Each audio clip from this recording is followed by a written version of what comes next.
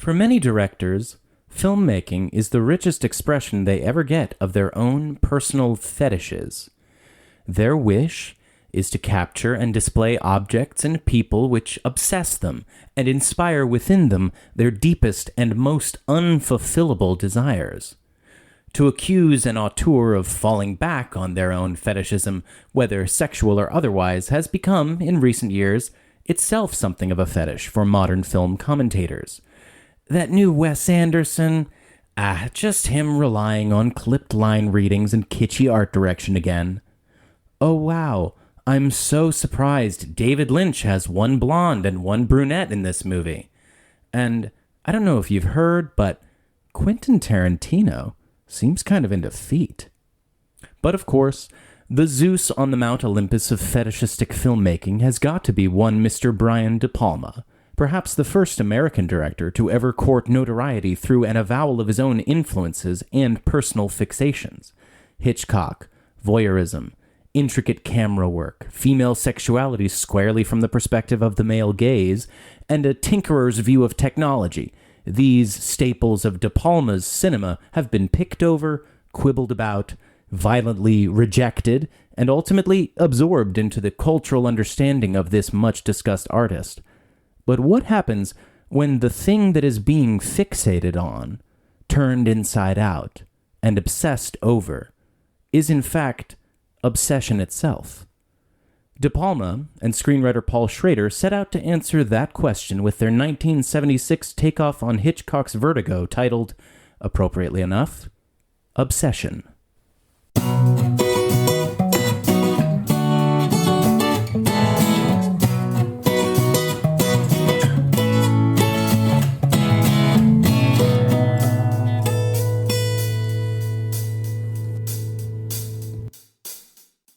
Welcome to Kale Your Idols, a new Hollywood podcast with your hosts, Sam Ludwig and Elena Gibson. This is a podcast about film. Primarily, we discuss movies, directors, actors, and writers known for their work during the new Hollywood era of studio filmmaking that began in 1967 with Bonnie and Clyde and The Graduate and pretty much ended in the early 80s with One from the Heart and Heaven's Gate. This episode, we're diving into the mind of one of the original movie brats. I'm feeling totally obsessed. Really? I'm feeling totally obsessed with some of the very specific facts involving some of the people who are a part of this movie. I just kind of went down a whole research rabbit hole, and I'm obsessed with thinking about it, and I can't wait to tell you guys all about it. I came upon you in the midst of a deep dive into Cliff Robertson that was just inspiring a goblin-like grin on your face as you were picking through this stuff. I think I was literally cackling, my feet were up, and I was maniacally typing on my computer as I'm uncovering more and more stuff. Yeah, you really did remind me of a De Palma-esque figure deep on a research thing where they have to go through all these original sources. I really was imagining you going through the microfilm at the library. It was very cute. You do seem a little obsessed, and I'm a little obsessed too. I feel They wanted to make a movie about obsession, and I feel like it's actually a movie that people are not obsessed with, but if you dig into it, it can kind of make you a little obsessed. Would you consider this a hidden gem? God, there's so many things to start with, but there's no question that this podcast episode will advance the audio commenting sphere on Brian De Palma's obsession in the English-speaking world by 100%. I looked for any other podcast episode of the billion movie podcasts that there are right now. And of course, tons of them have to do with Brian De Palma. Many of them are about specific Brian De Palma movies. Many of them are about several specific Brian De Palma movies. I did not find any in English that were just dedicated to the movie Obsession, or even talking about the movie Obsession as one of a set of Brian De Palma movies. The only thing I found was a French podcast, which kind of makes sense because he's kind of the Frenchies like him. Damn, we're making history. Yeah. I mean, maybe we're wrong. So if anybody comes across another podcast episode that is about obsession, let us know. But wow, I feel pretty important right now. When you talk about De Palma, we just kind of got to throw one of the main De Palma things out here, which is De Palma has made more than 30 films. He's made a number of really famous movies. And some of those movies are kind of different than what you would really think of as being like a classic De Palma movie. Mission Impossible or Scarface kind of fall outside of the cliche idea of like the De Palma-esque movie. And there are some De Palma movies that are like, this is what you think of if you're talking about the De Palma movie, which is like a thriller, Hitchcock takeoff. So, yeah. Is this a De Palma-esque movie? Yes. Basically, you got to understand, De Palma has this trajectory of he makes a certain kind of movie at one point, and then he just sort of stumbles on this niche of his own with the movie Sisters that he did right before this, which is this kind of thriller, not quite noir, more like a Hitchcock suspense movie, a modern suspense movie for the 70s, for the new Hollywood era, a new version of this.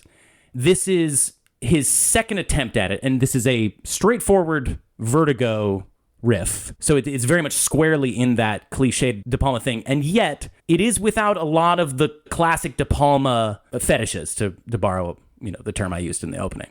It's a sort of a little bit more of a classier. It's not sensationalistic, really. Like, there's not a lot of extreme violence. There's no language. Was it PG? Yeah, I was shocked. We found the whole film for free on YouTube. It said that it had a PG rating, and I was like, oh, this is clearly a different film. This is clearly just like mistitled as Obsession, but it's a different film. There's no way that a Brian De Palma film has a PG rating. But yeah, it truly does have a PG rating. It really shouldn't. It's literally about incest and murder and kidnap and stuff. But that's the thing, is they're clearly hiding the darkness and the tabooness of the themes under a movie that is much less gory or sex-filled or anything than a lot of the movies that it's coming out alongside of in 1976. Yeah, but it was shocking to me about the PG rating until you pointed out to me that the PG-13 rating didn't start until 1984. Like, for me, this obviously would be PG-13, but they didn't have that back then. But I do think like Sisters is a more explicit movie. Sisters is a much more violent sexual movie than this. He had already gone that route. And I think the thinking really was, and I think they explicitly said this, it's like the incest aspect of it all and the ending, which we'll talk about, is so unpalatable. They needed to make it essentially as clean in other regards as possible. It could not be actually offensive to look at or have any, Yeah, the production company, Columbia Pictures, they were really hesitant about this movie after it was made because of the incest. And so they held on to it for a year before they released it, which is why it came out only 4 months before Carrie did. One of the things they forced to be changed is in the original version of the movie, they have sex together. The father has sex with basically his daughter. Yes. Amy. Basically his daughter. I mean, you don't know it's his daughter until the end, although you do kind of. You basically suspect it at that point, don't you? I read one article that said that the big suspense plot point was whether or not he was going to have sex with his daughter, because the audience basically knows the whole time that it's his daughter. Like, they suspected the whole time. So this suspense is not, oh, what's this weird mystery? It's like, are they going to fuck? Is that what you thought this whole time? I thought it was his daughter the whole time, yeah. We will talk about the incest themes later. Yeah. More. And so thoroughly and extensively. Can't wait. But so this is a movie that can be called, I believe it's Tarantino's term, a paraphrased remake of Vertigo. Yeah. Yeah. Do you want to kind of discuss I think that? So. Might as well start out with that. And well, specifically what I'm getting at is do you want to explain the plot of Vertigo? Oh, okay. I did just rewatch it. We will spoil 2 movies today. Yeah. I hope you've seen Vertigo and Obsession. If you haven't, pause, go watch both of them. Yeah, I mean, it's like Vertigo is like one of the best movies of all time, guys. Please watch Vertigo. Like, if you haven't seen Vertigo, Yeah, Vertigo is one of my favorites. It's like, if you're continuing to listen to this podcast about this obscure movie, you should have seen Vertigo at least before seeing the movie Obsession. You probably haven't watched the movie Obsession. Yeah, it's fine if you haven't seen Obsession. I just feel like you should see the movie Vertigo before listening to this podcast. Probably, okay? You should just see Vertigo, period. What are the classic movies everybody should see before being allowed to listen to this podcast? Do you think they need to see Citizen Kane? I think you do, because all these directors are really influenced by it. I guess so. I mean, I don't love Citizen Kane, but I guess you should have seen it. I love Citizen Kane. Congratulations. Do you feel like everyone... Thank you. I actually feel like we're a bit of a dying breed. I feel like it's a little bit hard to say that you love Citizen Kane as full-throatedly and as I do. Yeah. It definitely suffered from the thing of like, being named best movie of all time for too long. Vertigo also unseated it. Yeah. In Sight and Sound, has not suffered. Yeah. Vertigo is still acknowledged as like, no, that's great. Yeah. Citizen Kane is like the Cornell 77 of the Grateful Dead shows. And Vertigo is more like Veneta. Have you been feeling like you haven't gotten enough Grateful Dead references in there? They've been sparse. The Dead, their taste is a little bit different. Jerry Garcia, he's a foreign films guy. And then, like, the movies they like the stuff that it's like Star Wars and shit like that. It's like that. Which we will talk about.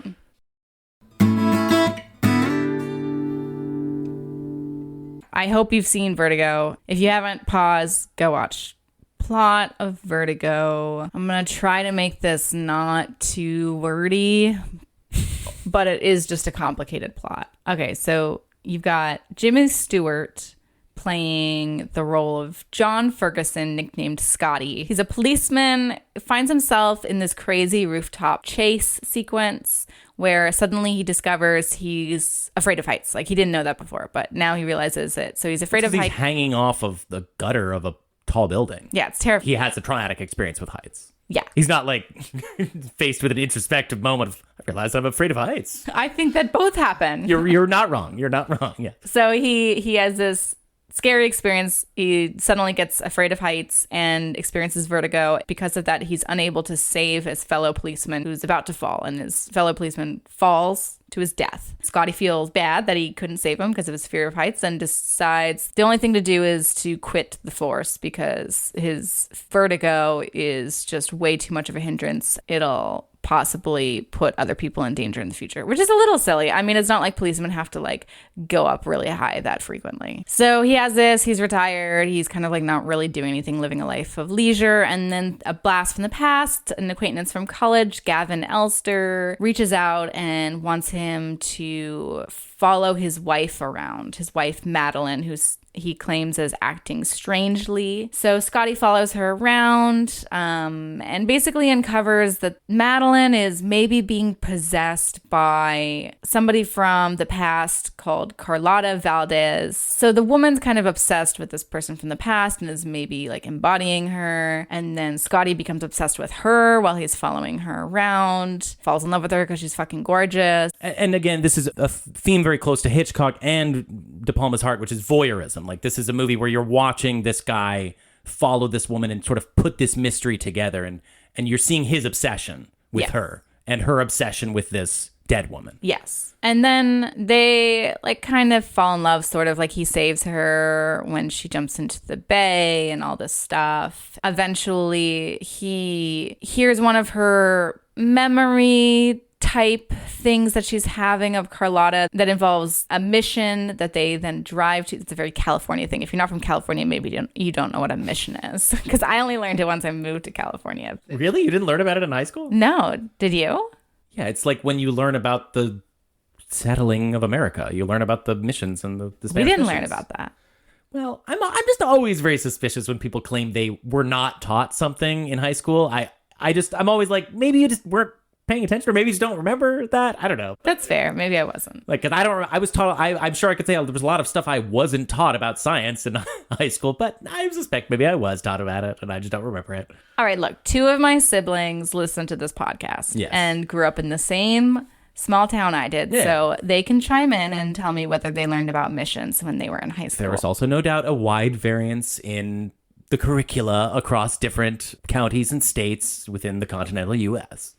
So anyways, Scotty is like, let's go to this mission. They go up to this bell tower, which is part of her vision. And then as they're climbing up, he suffers from vertigo. He can't get to the top. And she falls out of the bell tower, presumably dying by suicide the way Carlotta did. Re-traumatizing him 10,000 times as traumatized as he was before. Because it's the same thing. It's the same thing. A falling death. This woman he loved. He was responsible for it. You know, he couldn't do anything to prevent it. This disease of vertigo that he's got is this self-perpetuating issue in his life. He's a shell of a man. They have a sort of trial about her death in which the judge is basically saying, like, yes, it was clearly a suicide. This man, Scotty, is, of course, legally a pussy and sucks. And he's, he seems like kind of a loser, but we can't blame him. This wuss disease may excuse it. This guy it's like one of the saddest characters in a movie ever. The world has absolutely fallen apart for this man at the midway point of this movie. Yeah. In which the whole time you have been, what the fuck is this movie? Like, what is going on? And then you're thrown into a new nether region of weirdness with the second half. Yeah, you like can't believe that the movie's still going on. Right. So it's so fun just describing the plot of Vertigo. If you say so. So anyways, he gets institutionalized and then slowly starts going back out in the world. And he feels like he keeps seeing Madeline everywhere he goes. And then one time he actually does see her, or at least it seems like her. Turns out it's a woman who looks exactly like her, clearly the same person. Except is a little bit of a trashier version of her. Yeah. Like she's kind of like... maybe like gum popping, if that was a thing back then. Very well said, yes. He, is like, you look like somebody I know and everything. Then you realize, so her name's Judy. You realize that she was hired by Gavin to pretend to be Madeline so that he can murder his own wife in a crazy scheme that allows him to get away with it by allowing Scotty to kind of be like a witness, sort of. It's a really convoluted. Chuck Klosterman had a great line about the ending of Vertigo, which he was like, it's the most complicated murder plot you could ever imagine. He almost would have been better off simply killing every person he'd ever met instead of doing this. And it would have been simpler. I mean, it worked until he saw Judy. It's a movie. Yeah, I know. Right, yes. He did pull off the perfect crime. And yet still there's this glaring problem, which is the real chick's still in the same city with him. Yeah, why didn't she's right there. He should have hired somebody out of town. Yes, at the very least. Or gotten her to move. I don't know, or pay for her to leave. I don't know. This is a major plot hole. Yeah, it's true. I mean, she does look very different. It's kind of weird because like her look as Judy is like terrible. Like she looks awful because it's all just styled to make her look all wrong. Compared to her look as Madeline, she does look amazing as Madeline. It's way better. Like that's sort of like it's just like the idea of this person can look like Madeline, but she chooses to look like Judy is a little funny. But I guess is this a disguise? Like, did she look like Madeline before and then the guy saw her? No, it's not. I could choose to wear better clothes and dress fancy, but instead I wear the same fucking pair of jeans every day, and I wear baggy t-shirts to work, and I wear gross tennis shoes. So anybody can, and you wear Grateful Dead t-shirts every day. You could choose to dress better, but you don't, and I don't. This is me choosing to dress better. Do you remember how I dressed before I got into the Grateful Dead t-shirts? You could still dress infinitely better. There's another level for sure. There are multiple levels, babe. And it's true. And Madeline is really just one costume. She's just the gray suit, her hair up in one way. Right. Because then this also takes us into this thing of Scotty's newest obsession. Right. Okay. So Scotty sees her, doesn't know yet that is the same person, and he's obsessed that she looks just like him. And so he tries to turn Judy into Madeline and gets her to dress the same way and get her hair styled the same way. And it's totally creepy. And like, that she knows what he's doing. Yes. And like that she's kind of just guiltily / she does love him or whatever. She does love going him. along with it and letting him do this to her, even though it's terrifying and perverse. And she's hoping that he will fall in love with the real her, but it's just like not really working. But there is one moment where like it's been called this perfect metaphor for Hitchcock and his blondes in his movies. He's meticulously crafting them, making them. And the final thing is he makes her do her hair in exactly the same way. Right. And then it really does seem like now he is engaging with her as a person. Yeah. And I mean, obviously she is but being a fake. Not herself. She's being completely fake. Exactly right. So, but he seems like, okay, yes, now I can actually have a conversation. Like he is in that moment. He drops completely into like, I'm a charming boyfriend mode. And like, he actually seems like happy for the first time in the movie. He's clearly struggling a lot at this point. He's going through a lot. Yes. Right. He is. So yeah, but then of course it all comes crashing down and he realizes, of course, if this person can be made to look exactly the same as this person and like... Yeah. What tips him off? It's the necklace. It's that she owns the necklace that's featured in the painting of Carlotta. And he's like, oh, clearly then this whole thing was fake and a scam. And he basically figures it all out. Together. He takes her to the bell tower, before he reveals that he knows what's going on, takes her up the bell tower, is maybe going to kill her, but then she begs Scotty to forgive her. He embraces her, but then the most random thing ever, a shadowy figure comes up from the darkness. Judy gets freaked out and accidentally falls off the bell tower and dies, and it turns out it was just a nun. And she says, "Good heavens," or she's like, "God forbid," and then she rings the bell. She rings the bell. Scotty looks down at the dead body. Yeah, so it's like, what is she thinking? She's imagining this is the specter of her guilt? I think so. Or this is death? Or something like, it's like... Yeah, maybe she thought it was Madeline. She clearly thought it was like some... Like, I think it's supposed to be like her guilt coming back to get her. When it just turned out to be that nun, and then there's that scene in Obsession with all the Boy Scouts, it got me thinking like... I don't remember Boy Scouts. You don't remember the scene where he's on the big ferry and there's like a shitload of Boy Scouts around? No, I don't remember that. Well, it just made me think about like, we're missing like groups of people in movies now. Like, there's no like nuns sometimes. And shit in movies. Like there's no like group of nuns that people walk by, or like a bunch of people doing like break dancing or something. You know what I mean? Like I feel like there's like no like recognizable trope groups of people that we see in the background. This is a random thought I had, but the Boy Scouts and the nun really did make me think this. I was like, we're missing more Boy Scouts and nuns in movies these days. Maybe it seems like a weird thing, but I really do think these are the kinds of like extra frills that we don't get. Bring them back. Yes. Bring them back. 2025, nuns and Boy Scouts. So at first, we watched Obsession together, and then I was like, I gotta rewatch Vertigo. So I rewatched Vertigo, and at first I was like, these movies are totally different. I don't see what people are talking about. Yes. But then Jimmy Stewart starts forcing Judy to dress and act like Madeline, and then I'm like, oh, right. Because, okay, so once again, first I have to say, I just have to throw this in here. So yes, you didn't remember what happened in Vertigo? No. Right. We started watching the Brian De Palma documentary made by Noah Baumbach a couple years ago. And you didn't want to keep watching it because you were like, this is going to spoil all these movies for me. And then the next day, you were watching Vertigo, and you're like, what happens in this movie? And I was like, you didn't even remember the ending of Vertigo. You're really worried about, like, having 30 random movies spoiled for you? Like, you really think that can happen? I don't want to have to know if something big is going to happen at the end and then kind of sort of nature of it. But you don't even remember what happened in Vertigo. No, even though I don't remember specifics, I knew kind of what direction it was going to go, and I knew, like, that there were big things that were going to happen, even if I didn't remember the specifics. Right, we just watched Obsession, too. Whatever, don't give me shit for this. I think it's fine to not want to have things spoiled. I'm not giving you shit. I think it wouldn't have been spoiled when you ultimately got to watching those movies. No, I disagree. When things get spoiled to me, there is an air about it that kind of sticks with it. And I know when it's being spoiled?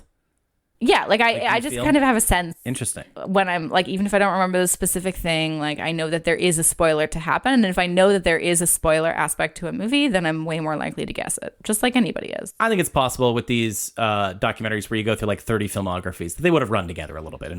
The other thing about that documentary was that it wasn't interesting. Like, he was just going through each of the movies and saying a couple things about them, and I wasn't getting that much insight, and nobody else was talking. It was just De Palma doing an interview. So I just didn't think it was worth our time. We will talk about De Palma and whether he's worth our time and his oeuvre and all those things, but let's get back to the Vertigo versus Obsession.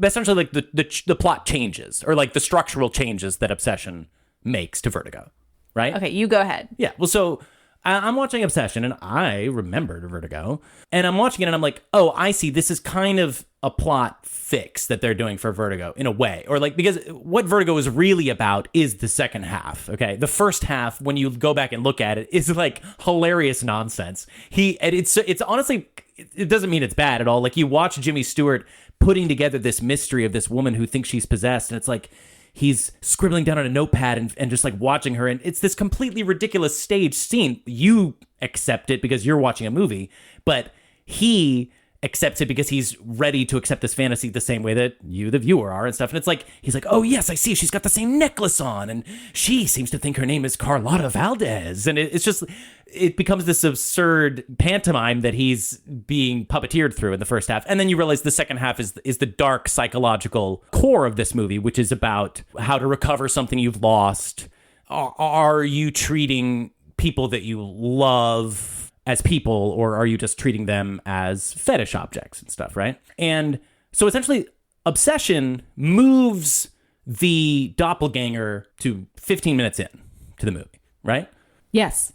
Like, yeah, well, no, I'm saying like it moves it much earlier, and the whole movie is about him ruminating on this And they deepen the intricacies of the conspiracy that the woman is involved in and the deception. And she's being deceived too, in a way. I think Obsession simplifies the plot. Right. I like, that's what I'm saying. Like, you could, like, I don't think it's better than Vertigo, but like Vertigo basically doesn't really make sense. And Obsession is like, it doesn't really make sense, but it makes more sense than Vertigo, right? Yeah, it's easier to grasp. There's a little bit less twists and turns going on.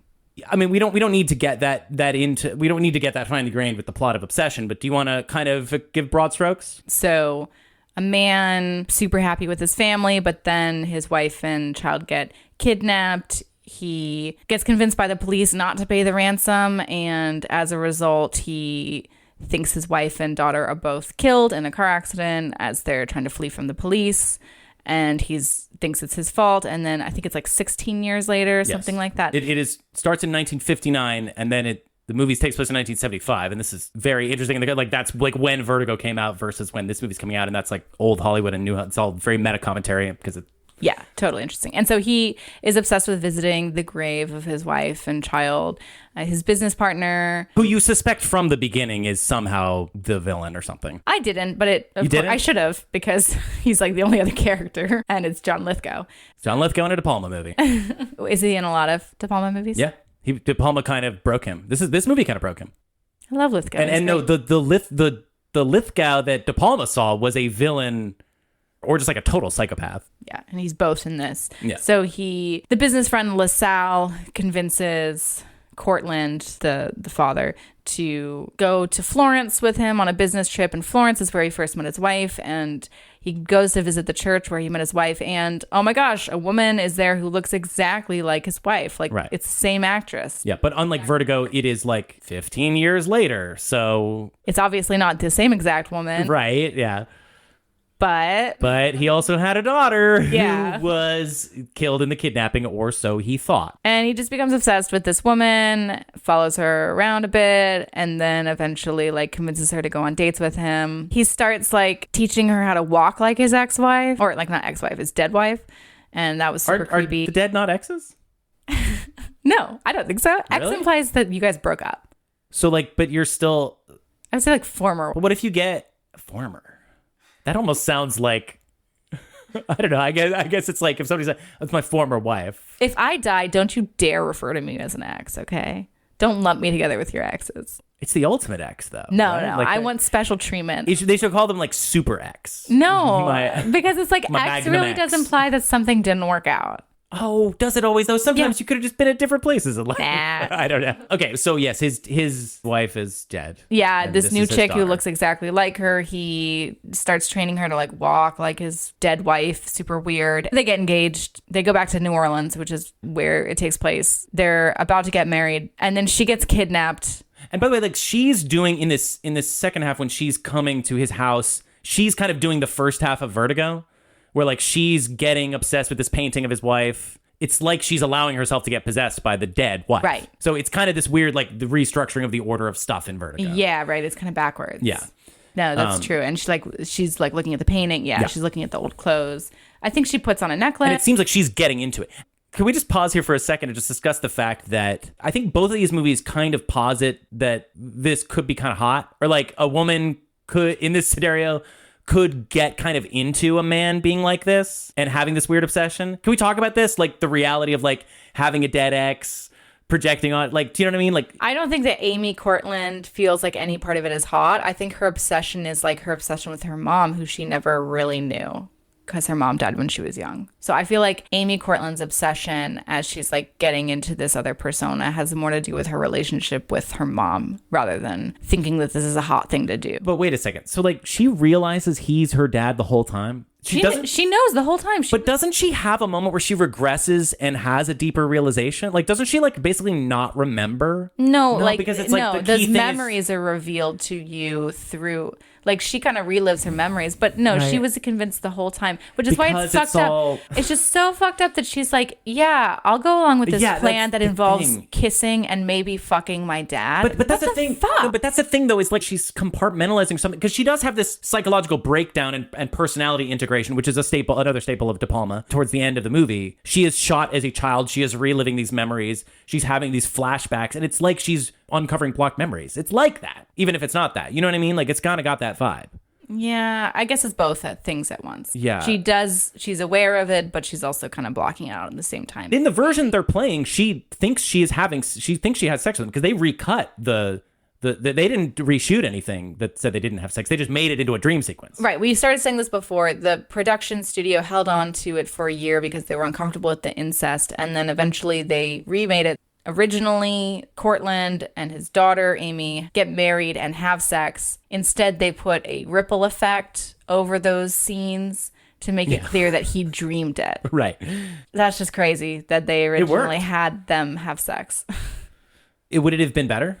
No. Wait, okay. Do you have a problem with the movie or something like that? The incest ruins it. Look, Really? Here's what I think. This movie is a movie that most people have not really thought that much about. It's kind of a forgotten movie, but if you go on Rotten Tomatoes, it has a high rating. That's a critical reevaluation. But I think that is exactly the position it belongs in. I think this movie deserves to be watched and deserves to have things about it that are uplifted and be like, wow, that was kind of cool. That was kind of interesting. Here are the good things about it. But ultimately, I think this movie deserves to be left behind because of the fucked up incest shit. Like, I don't want to see incest stuff. I do love but aside from that, and like, it's weird because spoiler, Jesus Christ. Sorry.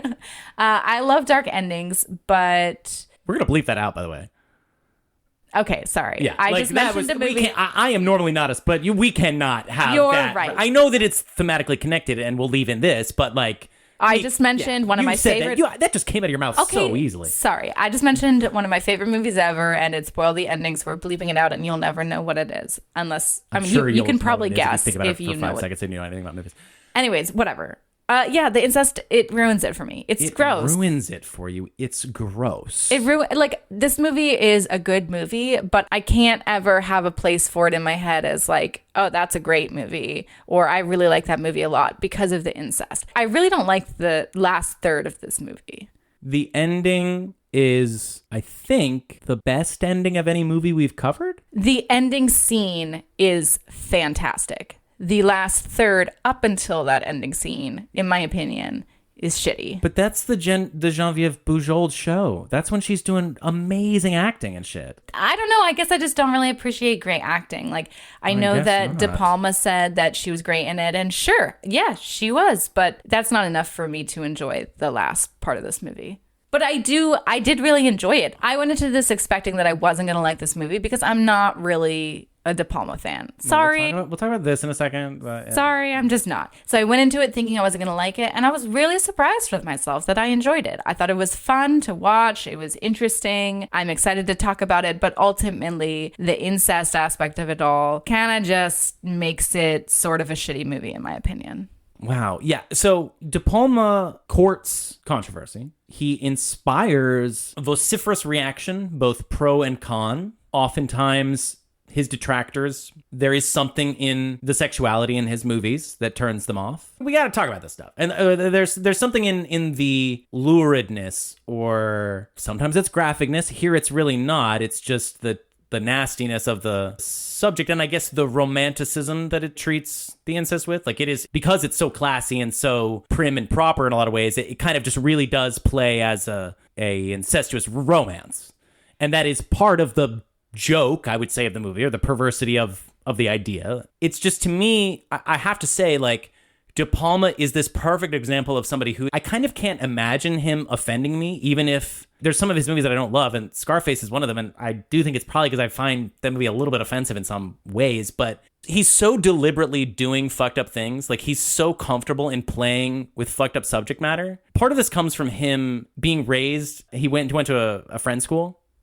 He's basically like, no, I am like a fiercely moral person. I had instilled in me a extremely cohesive ethical and moral code. I am quite sure that I am not doing anything wrong anytime I depict anything fucked up in a movie.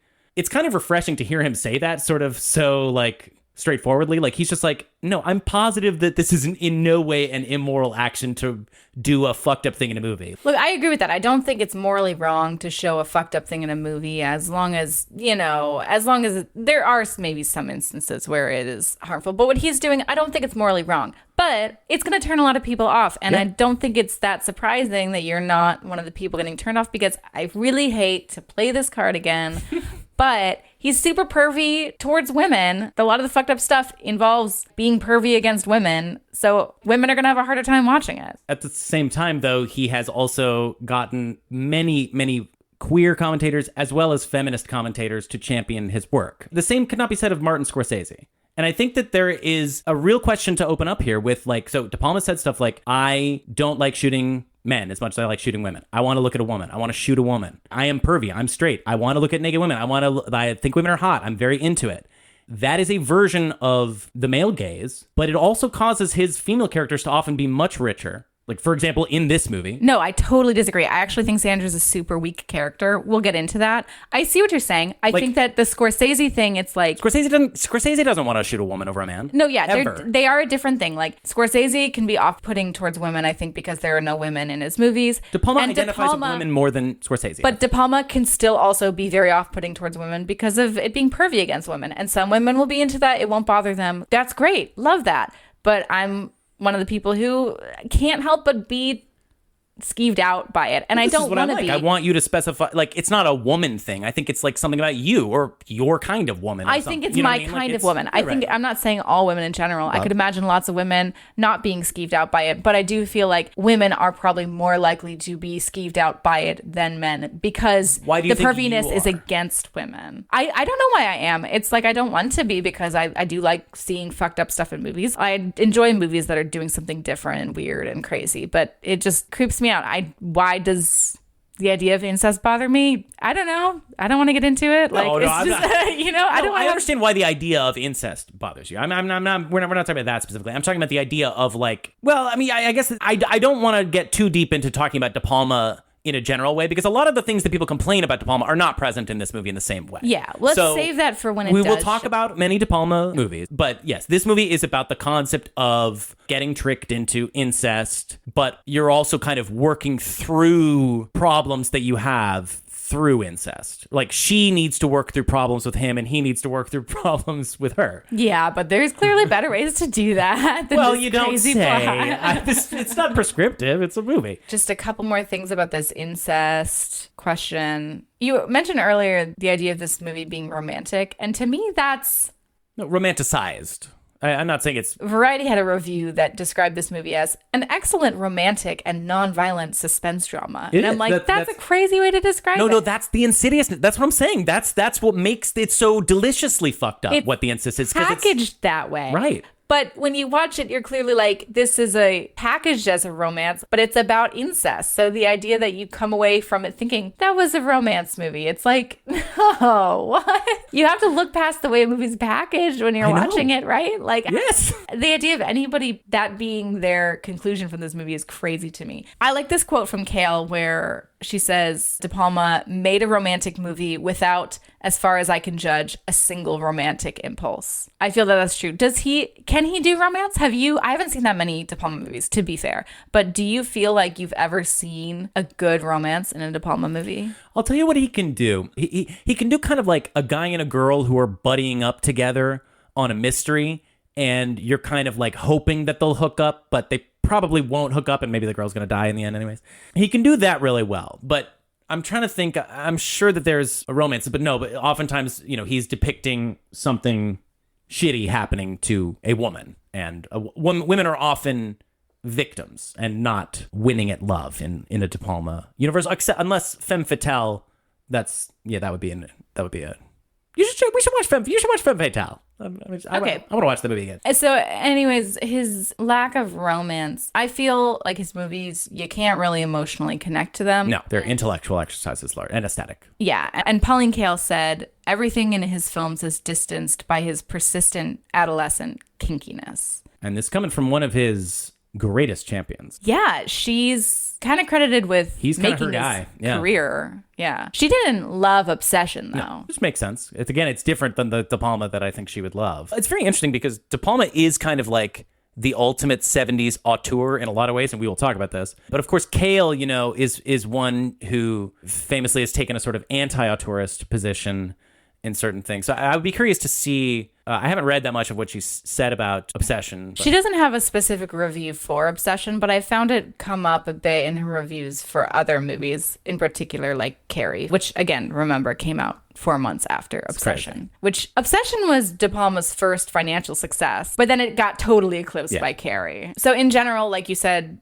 Pauline Kael loved De Palma and championed him, but Kael calls Obsession no more than an exercise in style with the camera swirling around nothingness. But she says that it was great on-the-job training for Carrie. And he was proving that he could tell a fluid, rhythmed story, that he could master camera magic. It was all calculation, camera movements designed to make an audience swoon. And she said that it didn't have as much of De Palma's spirit in it as other movies, and she blamed this on Schrader. She felt like Schrader didn't put enough humor in the script because Pauline Kael thinks that humor is Schrader's weakness. That sounds about right. Always so spot on with so many things, even if you don't fully agree with like the overall. Schrader, my old protege, isn't very funny. Yeah, that's so sad. Like when I read that she said that about Schrader, knowing her history. He was never very funny when we were hanging out. I mean, it could be true though. She could have meant that out of love. Like he's great, but he's not that funny. Like I'm not that funny. Sorry, audience, I'm not. I bet you wish I was funnier. No, it's cute. I do love when you bring the funny when you make a joke. The rare time.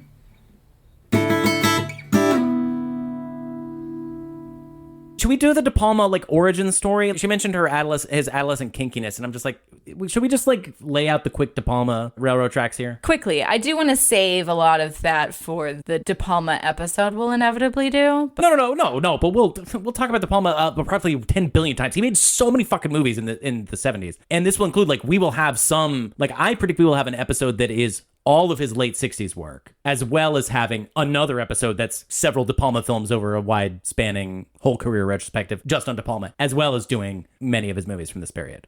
Sure. That's what I'm envisioning. Okay, I'm down for that. Okay. But so De Palma, I think this is one of the this is a director. This is a director of the new Hollywood breed that I think I like know his life story, and I can like give you his life story like from my brain, I think. Okay? Go for it. Born in Newark, New Jersey, 1940. Parents, Italian immigrants. They got names. I don't fucking remember that. He is a sciencey kid. He's a whiz kid. He's the kind of person who built computers in high school, would take apart his transistor radio. He is, as an adolescent, tasked by his mother with following his father around to document his infidelities so that she can build a case for divorce based on adultery against him. And that's pretty much his superhero origin story. If you think about it, again, he was voyeuristically following his dad around on his dalliances as his mother made him do, and this is a crazy psychological web. That's crazy. That is the moment they're like, you will become Brian De Palma now. He goes to Columbia University as a physics major. Again, he's a sciencey kid. He didn't really care about movies and nothing like that. But while in college, he sees Citizen Kane and another movie called Vertigo, and it totally changed his life. And so he gets a graduate degree at Sarah Lawrence as one of the first male students ever. Probably happy as a pig in shit. You just imagine young Brian De Palma at Sarah Lawrence. But anyways, he gets just involved in like experimental theater, and he becomes one of these Greenwich Village theater / experimental film people, makes these hippie-ish counterculture, anti-war, draft-dodging movies in the late 60s, and also films some theater pieces and mixing the audience with the actors and stuff, and it's all very esoteric and experimental. And then he moves to Hollywood, and he realizes that hippie thing is done. New Hollywood is moving on. I need to find my own new niche. And he brands himself as the Hitchcock heir. And he decides that's going to be my thing. I'm going to be the guy who is doing Hitchcock movies, except in the era when you can actually include all of the sex and violence that Hitchcock was not allowed to because of the Hays Code and stuff. I have a question. So people say he's just ripping off Hitchcock. Right. Does it count as a ripoff if that's explicitly what you're trying to do? Like you're explicitly trying to do a pastiche? I feel like calling it a ripoff, it's like, yeah, that's the point.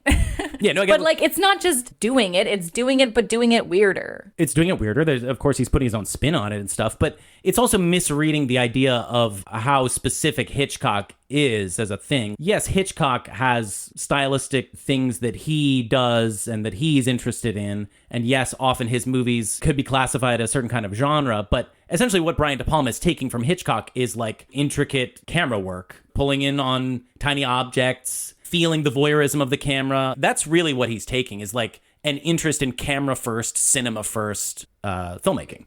Yeah, and then there are very specific allusions in his stuff to Hitchcock. And then, of course, in Obsession and in some other things, like specific plot mechanics. Yeah, well, Obsession is a riff on Vertigo, and Dress to Kill is a beat-for-beat retelling of Psycho. There are some movies that he's done that are like, I am doing this movie. It is basically a, as again, Tarantino calls it, a paraphrased remake. Then other times where he's just doing kind of a riff on Hitchcock. So what do you think about his detractors who think it's just shitty that he's just doing a Hitchcock thing? Yeah, I mean, again, like Hitchcock is the father of self-conscious auteurism, I would say, in the English-speaking world. Hitchcock is one of the first directors. He's not trying to hide any of himself in his work. He is highlighting the things that make himself. He is not worried about you falling into the dream and forgetting that you're watching a movie. And that's not to say that he's trying to alienate you like a Godard, which has also influenced De Palma a lot. But Hitchcock is trying to show you like this is what a Hitchcock movie is like all the time. And other people weren't doing that. So it's just like in the 50s, like John Ford, Howard Hawks, and like William Wyler, they're really not trying to be auteurs in as self-conscious a way as Hitchcock was even. Do you think that it is a worthwhile criticism? I'm saying Hitchcock's like a genre. He's not an author. He's like the dictionary, is how De Palma puts it. Like, but he's clearly like the fact that he has movies that are then like it goes a little further point than by that. point You're right. plot, you know, like this has now become something that is more done by more people, like Tarantino, for example, quotes movies constantly. Yes, but De Palma's doing it on an extreme. Like, you know what I mean? And it's one guy. Yeah, and he just keeps going back to Hitchcock. So, like, do you feel like there is a legitimate criticism of doing that? Not really. Like, I essentially think that if the movies sucked and he was just doing a Hitchcock thing, it's like, but then it wouldn't be an effective Hitchcock homage because you couldn't make a shitty looking Hitchcock homage that would not look like Hitchcock. Yeah, I actually agree. I don't mean to sound like I agree. No, you're making me think this out loud. Like, I think, but then there's also the thing of like, nobody else was making movies like this at all during that time period, nor does anybody now. Like, this kind of movie does not exist now. Yeah, and the thing is, like, when you watch his movies, you don't feel like you're watching a Hitchcock movie. You feel like you're watching Brian De Palma doing the Hitchcock thing with a De Palma spin on it. So he's always making it his own. And I think as long as a person's always making it their own, then you can't criticize them for it. I mean, I don't like if somebody's just like taking a thing from a movie they really like and doing it in their movie without being explicit that it's an illusion. But he's clearly doing it on purpose. He's clearly making clear allusions to Vertigo super explicitly.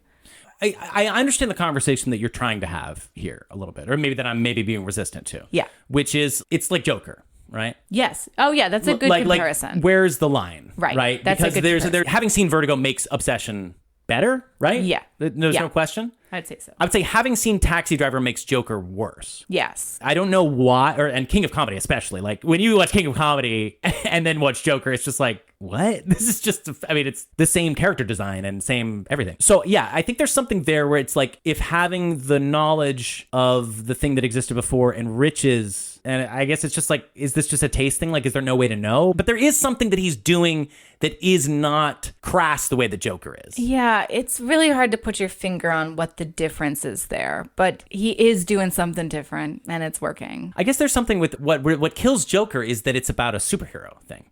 Like De Palma, as I said, he's doing these genre pictures in a time when that genre does not exist and it has died with him. But that is a version of like trying to shoehorn a Scorsese movie into the current zeitgeist. I don't think it's just a superhero thing that's the problem. I feel like it's not taking it in a different direction enough. I feel like it's just doing a more tamped down version of Taxi Driver, and I assume also The King of Comedy. You've seen King of Comedy. You say that. I'm positively still have. not convinced. No, you said it made Joker even worse to you. I feel like you're thinking of something What it's doing with... Maybe. I don't think so. I think I remember most of your... I remember vividly. I'm being your gaslit right movies. now, okay? Oh, God. I am being gaslit. Everybody take note. I'm being gaslit right now by my husband. I'm kidding. But Tight close-up on me glowering at you as Bernard Herrmann's score swells. Yeah, I think it's just really hard to put your finger on what it is that allows what De Palma's doing regarding Hitchcock to be still worthwhile. But it is. It's just like he is an auteur. He is unique. I'm glad his stuff exists, even if it doesn't resonate with me. But again, I did surprisingly enjoy Obsession a lot more than I thought. Okay, so like, right, that's the thing is like going into this, you're like, I don't like De Palma. Why? What was your thoughts about De Palma? Like, what did you think of De Palma? Unpleasant to watch. Lots of like gross blood and violence, like Sisters and like even Carrie, which, you know, I like Carrie, but it still also is gross and uncomfortable to watch. So that's Sisters and Carrie. And I don't really like Blowout that much. I think Blowout's overrated. I think it's a lesser version of The Conversation. But you're not even a big Conversation fan. I know I'm not that big of a Conversation fan, but I respect it more than Blowout. And I just think Blowout's overrated. And then I've seen Mission Impossible, which is super fun, but as you mentioned before, is kind of a different type of De Palma movie. I think my favorite De Palma that I've seen is a movie I haven't even finished, Snake Eyes. Yeah. That was a blast. It is. I gotta finish that movie. I remember you getting sucked into that. Yeah. But that's it. That's all the De Palma I've seen. So I really haven't seen enough, but of the ones I've seen, I think just like the violence, the grossness, the bright red blood, it's just like, ugh. And you talked about the women. The yeah. perviness. Yeah, the perviness. Yeah. It's just not really something that resonates with me. What are your favorite De Palmas? I mean, Blowout is a total masterpiece. I know I love all of the classic De Palmas. Dressed to Kill. I haven't seen Body Double. Carrie is great. It's not exactly like a movie that I super love. I really love Sisters. My experience with De Palma, let me give you my sort of like potted young me discovering De Palma. The first time, and I know that I'm not alone here because I actually read somebody's essay about this and they started with this anecdote and I was transported back to my childhood.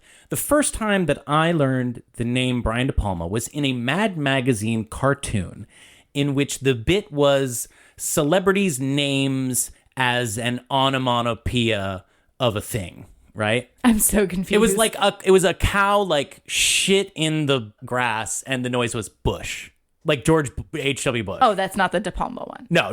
Like I'm saying that was an example of the joke. It's like the joke is Bush and that's the sound that the poop makes hitting the grass. This is a hard thing to describe visually, but just imagine like a cow shits in the grass and the noise is Bush and the joke is that's what Bush is. His name sounds like that. But I feel like that wouldn't make a Bush sound. Look, I don't know why. I don't think this was a good joke, but for some reason, this stuck with me. Like, I grew up around cows. I mean, we didn't own cows, but they were down the street, and I feel like I probably walked by when they were taking a shit in the grass, and there was no bushing. Oh, and what noise did you think they made? Obama? It's like thud. It's pretty heavy poop. No, but like you could hear what they're like. Whoosh. It's a stretch. I will admit it. I don't buy it. I didn't write the joke. All right, so what's the De Palma? The De Palma one is like a guy shooting a gun, and it's like De Palma, De Palma, De Palma.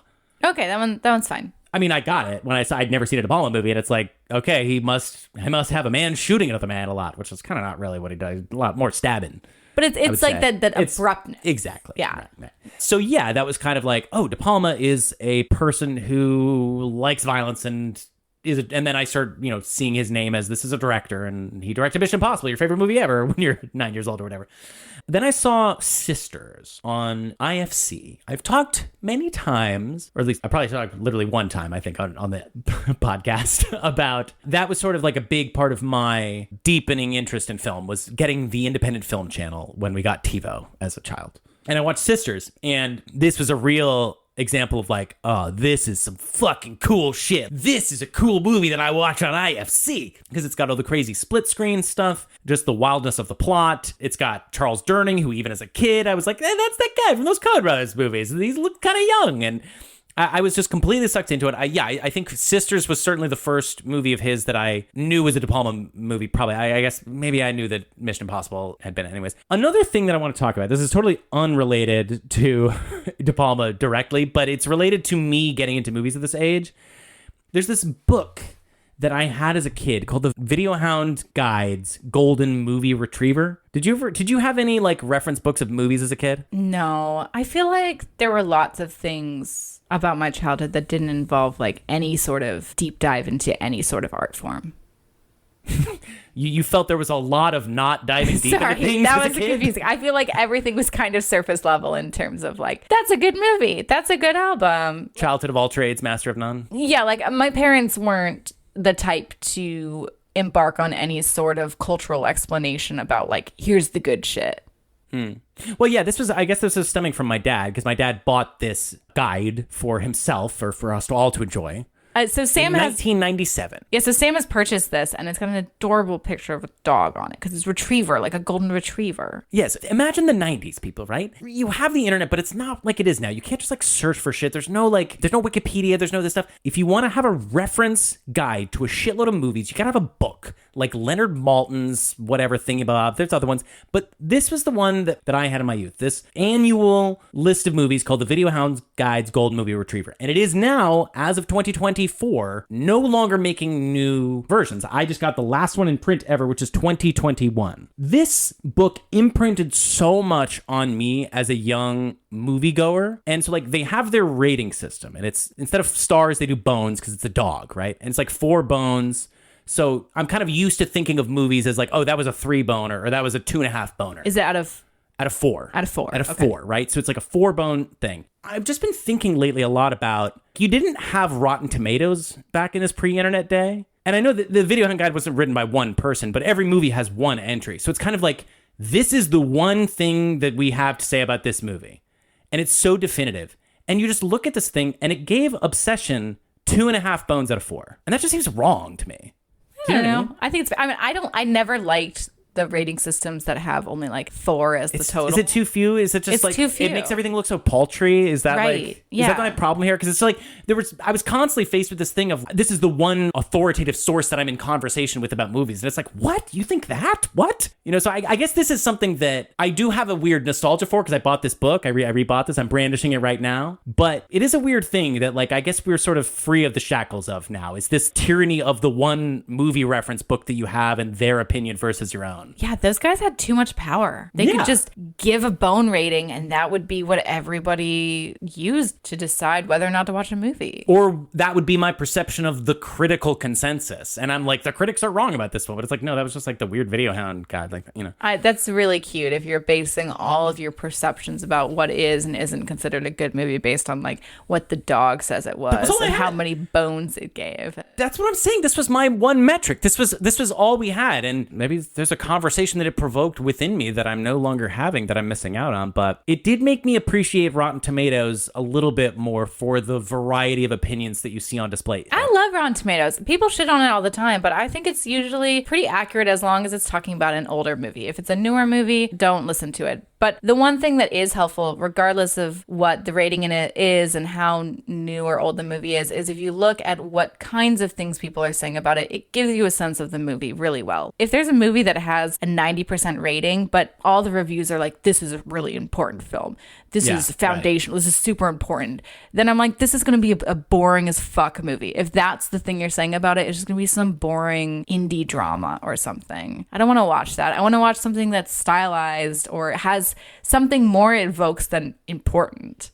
Right, because of course that percentage only indicates like what percentage of critics are like, this is good, not how rapturous they are about it necessarily. And it is also interesting to have the audience score versus the critic score. That's a cool temperature to take. Yeah, if they're different, that's which they often are. This was a 73 critic score, 56 audience score. Yeah, that makes total sense. It does. The audience is like, what the fuck? What was that ending? Incest. What the hell? Okay, but like, why does the incest bother you so much? Like, it's like, What do you mean? Like, I don't because know. of the ending? I Like, don't think I'm like in the minority. It bothers me that like, people go watch Game of Thrones and that shit's got like incest in it. It's not like saying that it's good, just like this movie is not saying that it's good. Is it just that it's in a realistic setting? Do you Game know of what I mean? Thrones is like back in the day when cousins were always marrying each other. It's like, that medieval time type thing. And it's a fantasy thing and it's a bit different. And it's explicitly, I don't know, it's just different. Like, And yet not every thing that's about the past has to have incest in it. Like, it's a thing that you're playing around in. I guess you're saying that's the excuse they give themselves, is it's the long ago. But it's clear that it's unlocking in people a willingness to watch incest, right? I mean, there's some context that people are like, oh, I'll go along with this. Obviously, at least, right? like, incest is one of the most popular things on the porn channels. One of the People most are super into certain aspects about incest, but that's like with the knowledge that you are watching something that is not realistic. And I think that's something that Game of Thrones brings as well. It's not realistic. You're watching a fantasy, and porn, you know that you're watching a porn version of incest. I can't speak for everybody here, obviously. So everybody's going to be either like, yeah, I agree, or like, she's totally wrong. But I think the creepy thing about this is that it doesn't feel like some other world. It has that realistic quality, even though it's But you're not watching it like, oh, what? Oh my God, what was I owing to? The whole time you're like, oh my God, what? Like, you're just like, oh my God. That's crazy. not true, because like, No, but it's packaged like a romance. So it's trying to get once you know that she's his daughter, you're not like, you don't want them to be together. You but want the movie, them to... the movie is all the cues it's giving you. Except for he's fated to do this thing. Like, it's, I don't know, it's like... No, it's like it's packaged as a romance, and that's the fucked up part about it. I will point out, though, that I was listening to the Bernard Herrmann score, which we'll talk about in a second, and the theme for Sandra, who is Amy's persona, it has this danger sound to it. So let's just play a couple seconds of the Sandra theme from the score right now.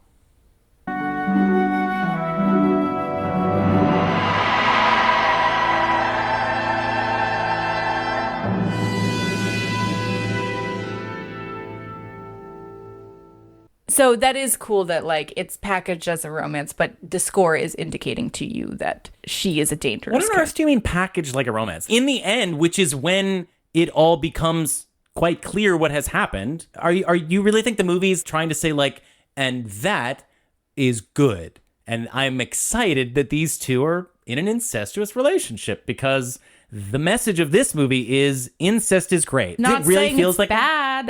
It really doesn't feel like it's commenting that it's bad. Why does it have to comment that it's bad? Like, it is... If Variety Magazine is like, this is a romantic thriller.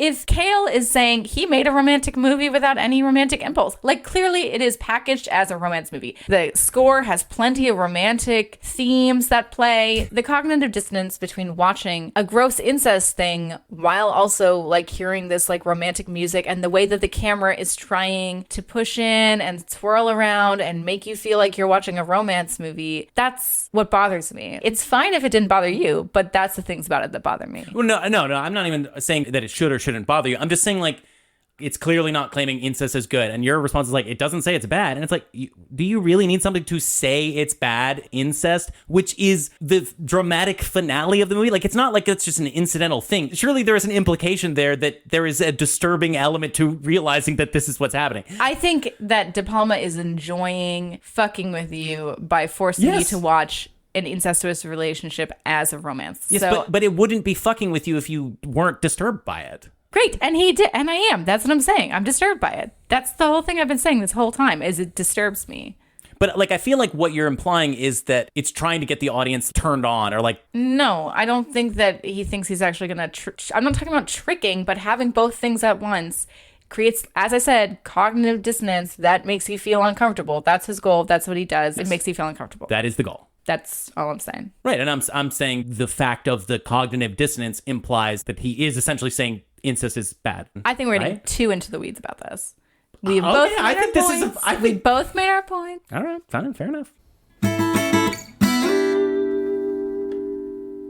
I want to get back to this whole question about whether or not Sandra/Amy is a good or bad character, like weak or strong character. Okay, sure. Yeah, I mean, like, are you going to say that she's a worse character than any of the male characters? Like, you think she's a worse character than Cliff? Okay, she has no life of her own. She has no real identity. It doesn't make sense that she would agree to this crazy plan that involves her having to kiss or fuck her father. So it's like, that doesn't make sense for her character to do that. So it's like, that's not even a real character. It's not a fleshed out character. And then at the end, there is a reason that they give for that, by the way, which we could say is also ridiculous. Whatever. Yeah. But at the end, she tries to kill herself. And that, in the context of this movie, is a weak thing for her character to do. And I am not saying that anybody who dies by suicide is a weak person. I'm not talking about that at all. I'm talking about what it does for her character in the movie, because it's like she can't do anything in the film other than go along with Lithgow's plan and then like want out and try to kill herself. It's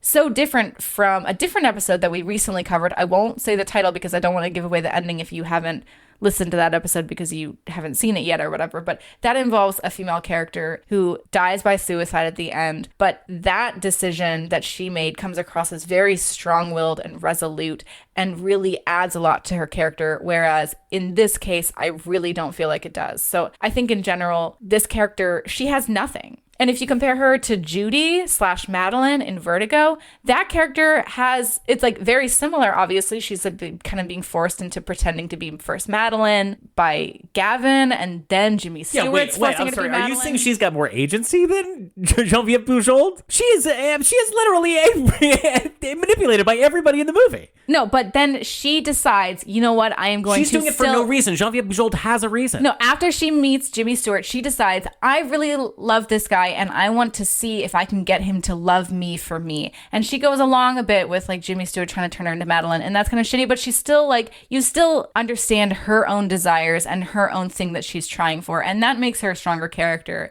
than Amy/Sandra in this. And she has a personality. You understand what her personality is. Once you meet Judy, you're like, oh, this is a totally different personality than Madeline.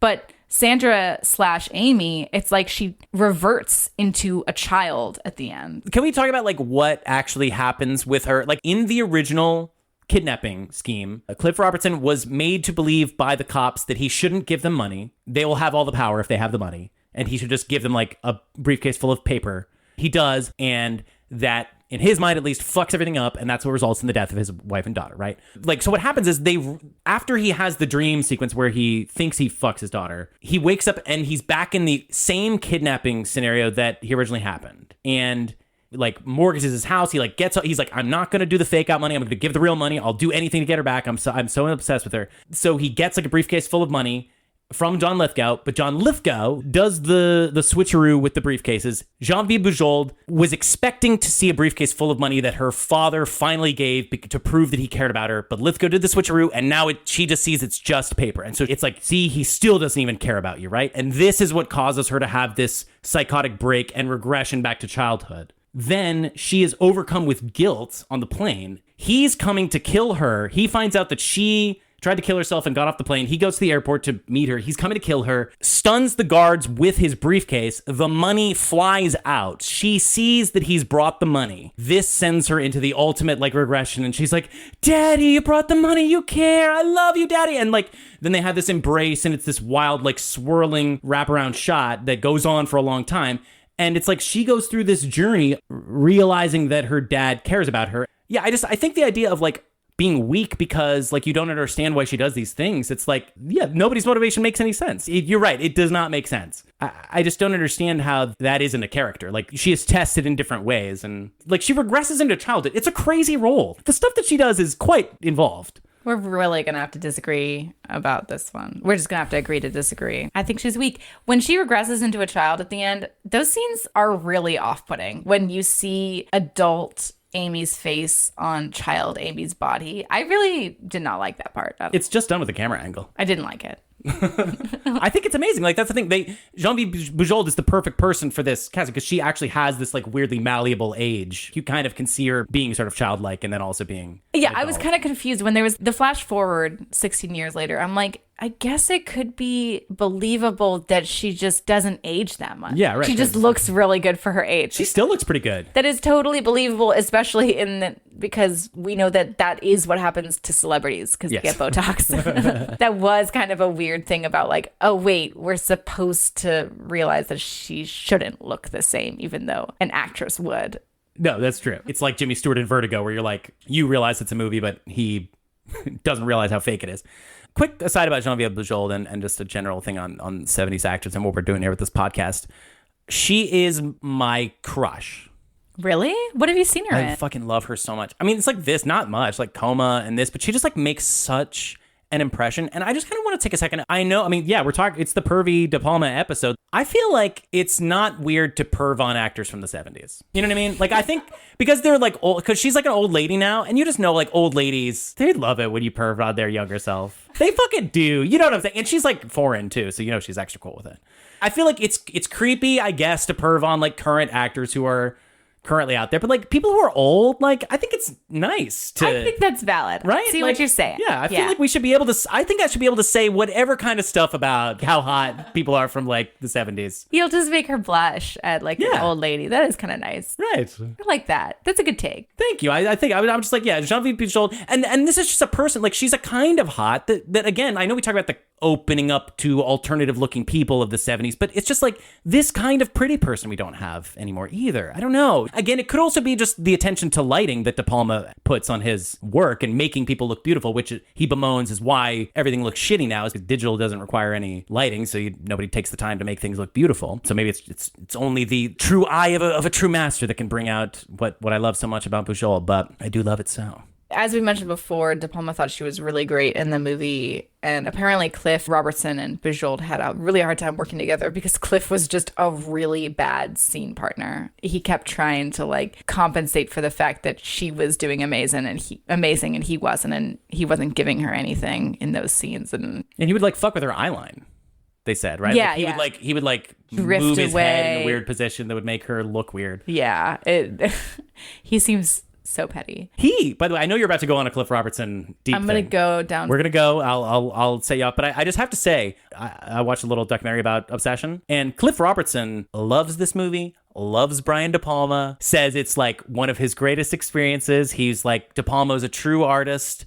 When I first met him, he said all of these things about the power of cinema and what's important to him. And I told my manager what he'd said, and they said, oh, you know, they all say that. And I said, no, I can tell he's a real guy. And he was. Like, that's Cliff Robertson, unabashedly. I mean, maybe he's just an old Hollywood guy, you know, not say what he really feels, but he loved this movie and loved working with Brian De Palma. That's a shame because De Palma says that he really regrets casting Cliff Robertson in that role. Yeah. It makes sense that Robertson really loved this movie because Robertson self-describes himself as somebody who was just always a bridesmaid, never a bride, because he always played supporting roles or character actors, and he didn't really get that much of a chance as a leading man. And so the fact that he was a leading man in this movie, it totally makes sense why he loved doing it. Yeah, even his win for Best Actor at the Academy Awards is a kind of always a bridesmaid thing because it's widely considered the worst ever, right? Yeah, I'm going to get into that. I'm going to do a whole Charlie thing. You made us watch that fucking movie.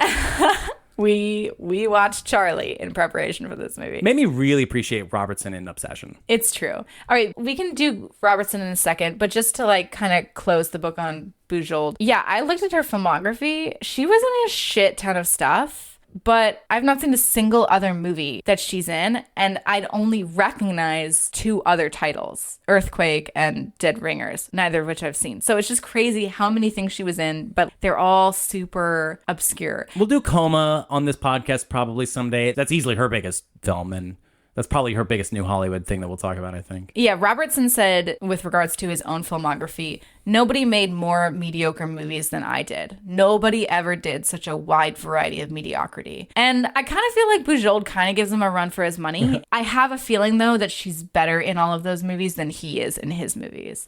Like, I feel like she's in some mediocre movies, but that she does a good job in them. I can't say that because I haven't seen any of them, but she's good in this. I think she's an astoundingly compelling screen presence. And I think in this movie, like, she's really, really good. Like, I can't, like, the role really does give her a lot to do, a lot of range to showcase. I feel like she does a great job. It's not over the top. It's a lot that's called for, and she accomplishes suicidal. She accomplishes the elation at recognizing her father. She accomplishes the regression. She accomplishes the sinister. Maybe the sinister thing is a little bit lacking because it's kind of like, it doesn't really make sense. Like, it really does seem like she's into it, and like, you know what I mean? Like, she's just clearly pretending to be into it as an actor. Look, I'm not going to argue with you about this. I think those weird scenes where she's regressing into a child are strange, but it's not her fault. Like, I don't think that's her issue with that. I think she's very good in this. One weird thing, or one fun thing for any Trekkie fans out there, she was originally cast to play the character Captain Janeway in Star Trek Voyager. Oh, God. But she left the project after just 2 days of filming. And that would have been really interesting. Yeah. I mean, you know, Kate Mulgrew, who replaced her, she's fun and spunky, you know? She's possibly the most perfect captain. No, that's not true at all. She's really good. Picard. Yeah. She's maybe the second most perfect in her role, captain. She's just so like... Shatner, though. I know Shatner. Yeah, you can't... I'm sorry. She's really good. Third. She's really good. She's just like so like gung-ho. She's like, all right, let's do it. Yeah, she's got her distinct captain persona. It's good considering how late in the set of series that came. Yeah, Bujold, I don't know. I kind of, that's not a role that I would typically think of her for. Bujold apparently went to convent school for 12 years and she didn't like it. And she got expelled because she read a play about a woman who has a child out of wedlock. And that's really cute, the idea of getting expelled for that. Yeah, seriously. But I feel like that little anecdote kind of matches how I think about her. Like, she's just like sweet, but maybe not afraid to like dive into sexual stuff. European. Just European, but with a really sweet angelic face. All right, Cliff Robertson. This is a big tangent. Let's do it. There are two big things I want to talk about, which is his controversial Best Actor win for Charlie in 1968, and then his whistleblowing scandal. What did you know about Cliff Robertson before this? Did you recognize him? No, while we were watching the movie, you had to tell me that I actually do know him from something. Right, which is Spider-Man. Yeah, he plays Uncle Ben in the Tobey Maguire Spider-Man. Quite memorably, which is what I guess it's called for when you're playing Uncle Ben. Just he's good in that. Be memorable, make an impression. Yeah, he's very good. I always thought he was great. He was an actor when I saw him in that, where it's like, oh, I don't know this guy, but I'm sure I know this guy. You know what I mean? It's like that thing where you're like, yeah, I don't think I know him, but I bet I do. Yeah, I guess that's always going to be his most enduring role. I don't think that I'd ever seen him in anything else. Kind of looks exactly the same. He was in he did in Obsession. Like, he's got that plastic surgery Hollywood dude. Yeah, I mean, well, now you've seen him in Charlie. Orange tan. Oh, the tan thing. He showed up on set with a fake tan, and Vilmos Zsigmond the cinematographer got so mad at him because then it made him really hard to light him because of his awful tan. Yeah, and they said that was kind of like essentially the main, that was indicative of the main problem with him as the casting. It's like De Palma's like, this guy should be wan, sunken-cheeked, at the end of his rope. He's been obsessing about this kidnapping for 20 years, and yet, like, he just looks like he's walked off the beach at Malibu. He looks like he's an astronaut or something. You know, it's just like, he doesn't seem like this, like, tortured guy. To me, when I think about him, just based on this little brief rabbit hole I went down, he just seems like this, like, rich Hollywood schmuck. His dad apparently was the idle heir to a tidy sum of ranching money. But let's get into the big shit. Him winning Best Actor for Charlie in 1968 is famous for being one of the most undeserving Oscar wins of all time. It's among the most undeserving I've ever borne witness to. Yeah, so that fact definitely piqued my interest, and I wanted to know what the fuck is this movie. It's a Flowers for Algernon adaptation. Yes. And that should really clue you in on what the issue is. It is very cringy to watch him play somebody with an intellectual disability. But it's a double-edged sword, too, because there are times when he is performing disability. It is incredibly like offensive and cringy and horrible. And there's other times where he's not really playing it. And you're like, oh, he's you're a really bad actor. At this. Yeah. You kind of flip between wishing he was doing one or the other for the first half of the movie. Because he can't even commit to a role. Totally unset. And what I'm talking about, like, the opening shot is him, like, swinging on the swings, tongue out. And the closing shot. Yes, the opening and closing shot. Oh, that's nice symmetry there. But yeah, no, I mean, this is a performance that, let's just say, I guess, flies in the face of the Tropic Thunder monologue. Most people say the winner should have either been Peter O'Toole for The Lion in Winter or Alan Arkin for The Heart is a Lonely Hunter. It's kind of a weak year. Have you seen those? I've seen Lion in Winter. Yeah, I mean, it's like, sure. He good. What are the other? Did you see the other nominees? This would have been the 1969 Oscars for movies that come out in 1968. Okay, so let's just see what we've got. So the nominees, Alan Arkin, as I mentioned, and Peter O'Toole. And then there's also Alan Bates for The Fixer and Ron Moody for Oliver. So yeah, weak year. An incredibly weak year. Yeah, but Charlie was so cringy. Charlie was terrible. He's really, really bad in it. The movie is upsetting and incredibly depressing, as all Flowers for Algernon are. I'm like, fuck this thing. I never need to see Flowers for Algernon. With like, to say nothing of the unplayability of the lead character. Yeah, I mean, you really is, just can't play that character. But it is just depressing as hell, the whole story. Because it's just like, oh, I bet this isn't going to end well. And it doesn't. And they've got a dead pet thrown in there in the middle. I like the novella. I don't think it should be a movie. Well, it's an interesting idea for a writing project to see if you can advance the writing level of a person. It's written as a diary entry that just gets better and better, right? And it's cool. Like, you see the voice change, which is like a good idea. And sorry, this brings up just like a really quick thing. Then we'll get back to Cliff Robertson. I wanted to talk about auteurism. We're going to talk a lot of things about auteurism. I just kind of had this idea of like, is auteur cinema a genre like literary fiction? A movie that can be about whatever it wants to be about because this person is an artist, which is what I would say literary fiction is. It's like outside of genre, like the genre is good, or the genre is an attempt at good in a way that is... I feel like I have not made myself clear enough in past episodes. There are multiple different definitions of what an auteur is. There is the definition that auteur means that you're the sole author of the work, and that is not a definition that I agree with. That is not what I mean when I say auteur. What auteur means to me is somebody who's working on the project has such a distinct style that the style comes through in their work repeatedly. You can have multiple auteurs working on the same work together, and multiple of those styles can come through. That is my own personal definition of auteur. I just want to explicitly state that. Now, your question about like it being its own designation, I mean, I don't feel like literary... Well, no, like literary fiction is often like, look, like sometimes you say literary fiction to somebody and they're like, you mean like just highfalutin, like fancy pants literature? And it's like, kind of, but more what I mean is that is the genre. I'm not saying it's good or like better than other things. I'm saying it's a kind of classification. I think it's a kind of classification. I don't think it's a kind of genre. I think of literary fiction as not just caring about the story, but caring about the writing of the way that it's told. Yes, writing skills based, rather than being like, oh, I'm going to tell the story from this perspective and then this perspective, like... Right. So then by that the perfect analog then for the film would be like camera is the thing. I feel like or filmmaking techniques. I do feel like you could consider a definition of auteur cinema to be kind of like a classification, like what you're saying. Any situation in which somebody's really focusing on their craft, it doesn't have to be just camera work. Sorkin is a good example of an auteur who you get his auteurness through his writing. Anyways, why are we talking about this? Because Charlie is a literary exercise. Yeah. Can we get back to Charlie, or did you? Yes. More?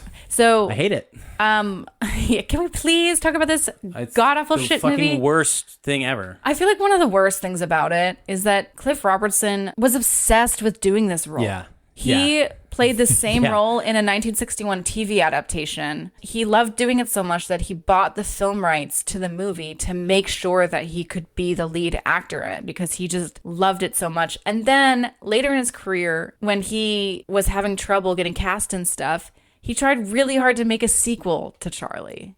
To get smart again? I have no idea, but it's set like 10 years later, I think. I have no idea what happened. What if he got like telekinetic powers? Whoa. Then you could get old De Palma back in. De Palma was in a kind of telekinetic space in the late 70s.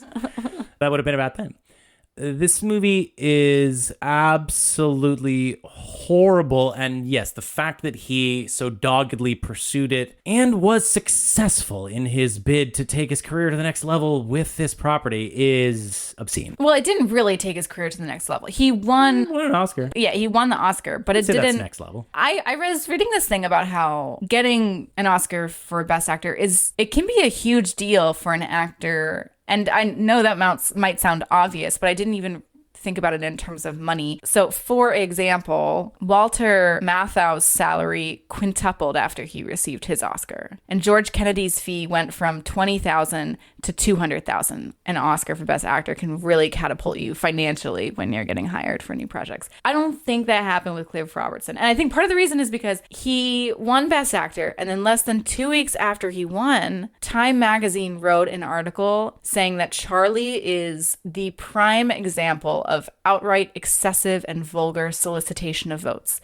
that the Academy sends out a little booklet warning people against. In October of 1968, Robertson even placed ads on his behalf in trade papers campaigning for him to get the Best Actor. And that was unusual at the time, right? Yeah, like, I mean, I think that was a thing that had been going on, but that this was one of the most extreme examples of it, kind of paved the way for that to always happen now. And now that's like, we all know that that's a thing that normally happens, but this was like one of the worst examples of that. The article said things like, competitors like Alan Arkin and Alan Bates may have been content to rest on their performances. Robertson knew better, because his performance wasn't that great. I found it really ironic because I found a quote from Robertson somewhere else, and he said that like his lack of success in Hollywood was, quote, "It's my own fault. I never promoted myself." Which is just hilarious. He was the Andrea Riseborough of his day. But as we all know now, of course, that even then would shoot back in your face, I guess. But it's also like he's not that good, right? No. What is he going to do with that cachet if he'd actually gotten it from winning Best Actor? It is hard to imagine what would have happened if Time Magazine hadn't written that about him. Like, would he have tricked the Hollywood system into thinking he was a good actor? Would he have gotten cast in more stuff as a leading man? But that's not the kind of role that he's right for. Like, either. Do you know what I mean? Like, yeah, he's so bad in that. The idea, like, he's like Cliff Robertson is going to be some like transformative actor who disappears into a complex role that has a crazy arc. Like, if you don't know Flowers for Algernon, it's the story of a person who is developmentally disabled, but gets an operation that makes them smart, and then they regress again, right? So it's like you see a person playing one IQ level, and then they get smart, and he sort of changes. And Cliff Robertson's kind of good at playing the smart version of him in a way. Like, he kind of has a, like, I see why he was interested in the role at that point. Yeah, once he becomes a genius, it is much more palatable to watch. It's not as painful. There is an amazing moment. Well, we'll talk about that in a second. But he's terrible at the transformations. The transformations. He's not good. He's not good at the role. He is good once he gets to be like a charming guy who says dialogue, which is like what he's like an old-fashioned movie star, seemingly perfect for a movie like Obsession. But he's not that good. He's not Dustin Hoffman. He's not designed to play these like crazy complex 70s characters. Like I don't know where his career could have gone either way. But there's a lot of interesting cinema in Charlie. Charlie has so much split screen. It's so random, and it's like it's not really in an interesting way. It just has split screen, and it kind of gives you a peek into like the alternate world of where movies could have gone, where instead of doing like shot reverse shot, what if we just made movies that were nonstop split screen?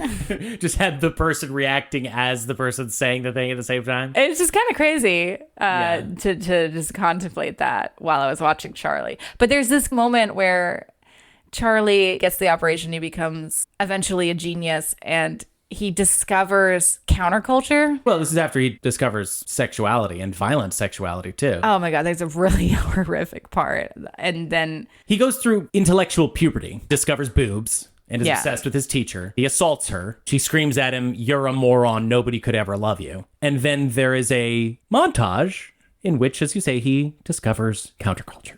He drives on a motorcycle dressed like a motorcycle gang member through a paper printout of himself. It's like multi-screen, and then at one point he's dancing like Austin Powers. It's crazy. His dancing is crazy. He's got a beard, like he looks like a sort of groovy swinging 60s guy. But supposedly this all happens in a couple of weeks, but he had like that beard and that long hair. It seems like a fantasy, so and yet the next scene is his teacher comes and says, "I see your motorcycle out there," and he's like, "Yeah, I'm getting rid of it." It's like, oh, wait, so that was real? Yeah, he did have a motorcycle? strange. And she proceeds to say, "I am in love with you. Let's have sex and romance."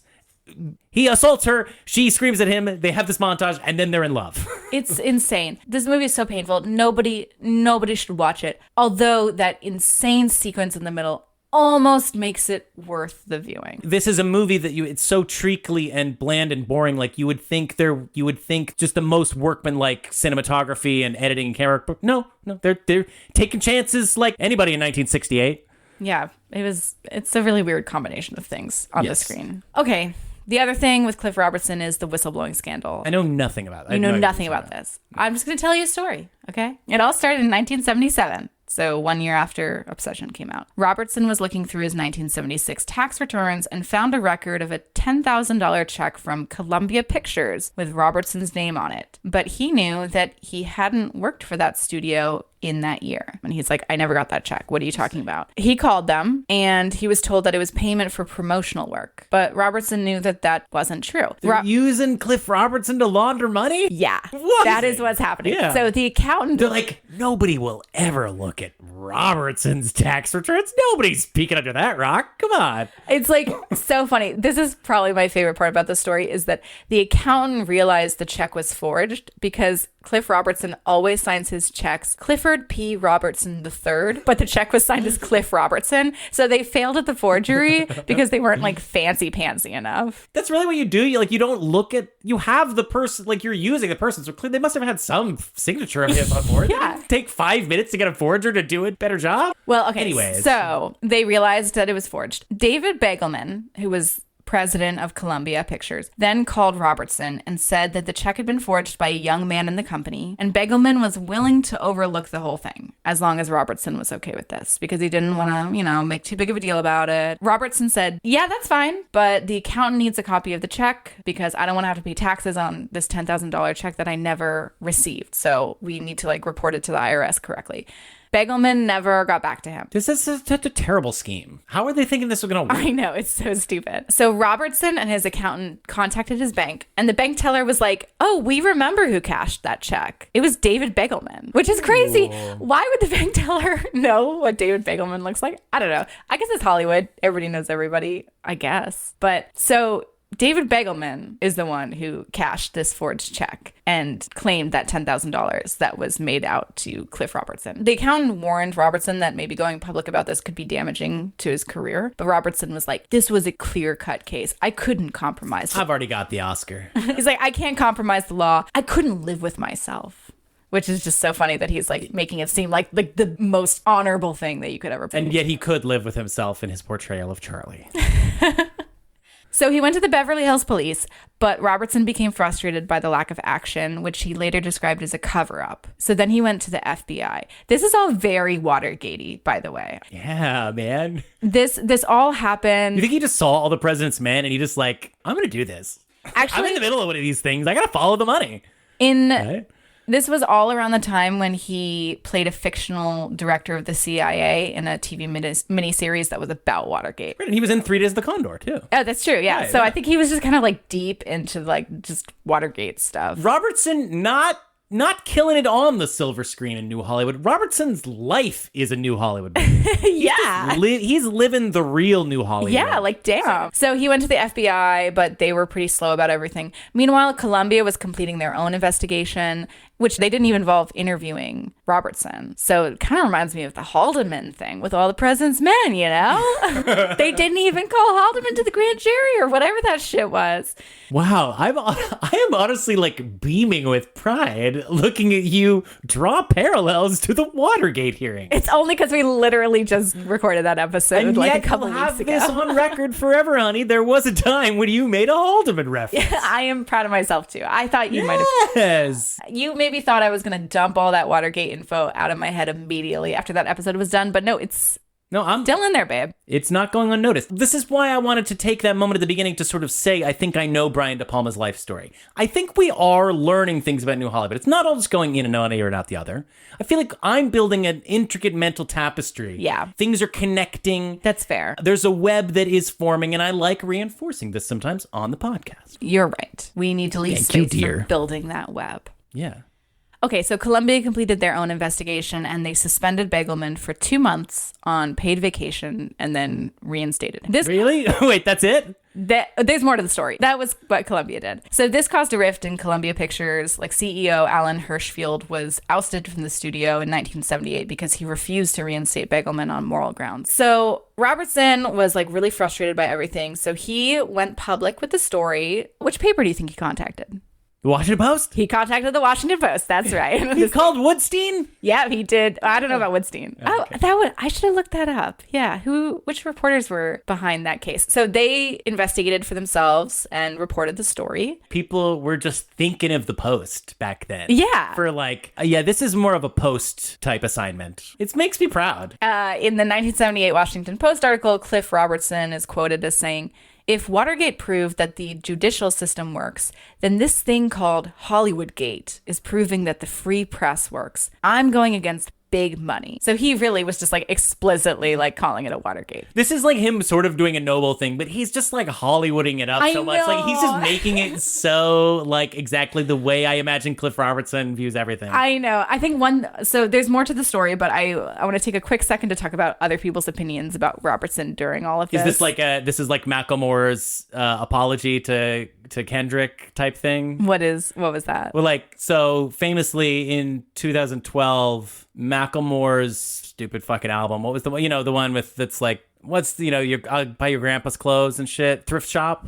Yeah, sure. And it's got the thing that's like, same love. It's all about my uncles are gay. I'm not, but they are. And that album beat Good Kid, Mad City. And Macklemore, classily enough, well, I guess in sentiment at least, he sent this kind of cringy text to Kendrick that was just like, I feel so terrible, like I robbed you, I can't believe, like I feel so shit, like it's kind of shitty when he's like, I feel so bad because it's like I did this to you and like it sucks, man. And it's like he did that, he sent that text, which is like one thing, it's like kind of a nice gesture, but then he made his own apology public. And people have asked Kendrick, they're like, how do you feel about that? He's like, I didn't think he needed to make that public. Yeah, but it was a nice gesture at the time, but I don't. Then he's like trying to prove to the world that he did the right thing or was a good person from and that he's got cred and good taste. Like, totally. That really does feel like this Robertson thing. Yeah. So at the time, there were articles describing him as a maverick and courageous, but his critics were like, this was the greatest role Robertson's ever played. I mean, he was born to play it. It literally was himself.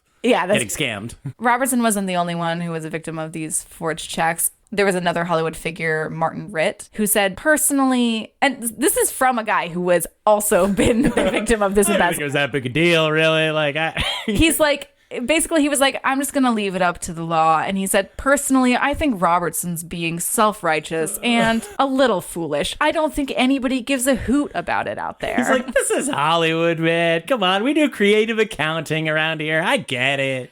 Robertson joked that the title of his own autobiography would be White Hat, Empty Wallet, which I had to look up what white hat means, but it means like good, moral person. Like, I'm a hero? Yeah, exactly. Holy shit. I know. He's just like so self-righteous. Didn't feel like he was getting any support from any other Hollywood figures. And he said, like, my question is, where are all the superstars? We're talking about basic corruption in Hollywood. Where's Jane Fonda when we need her? And the crazy thing is, like, it truly was corruption. Like, right. People are still like, come on, man. I completely understand why, like, he was a victim of awful corruption, but like, just Robertson's attitude about it makes you just like so eye-rolly about it, and that's fun. It is fun. It's fun to feel that way about this. It's pretty fun. But yeah, Kirk Douglas's 1988 autobiography wrote, this is the town where Cliff Robertson exposed David Begelman as a forger and a thief, with the net result that Begelman got a standing ovation at a Hollywood restaurant while Robertson was blacklisted for 4 years. Yeah, so he got blacklisted for 4 years from all the studios because he went to the press about this. He was just trying to be a hero, man. You did not oversell this Cliff Robertson. I know. It was so fun to go down this wiki rabbit hole.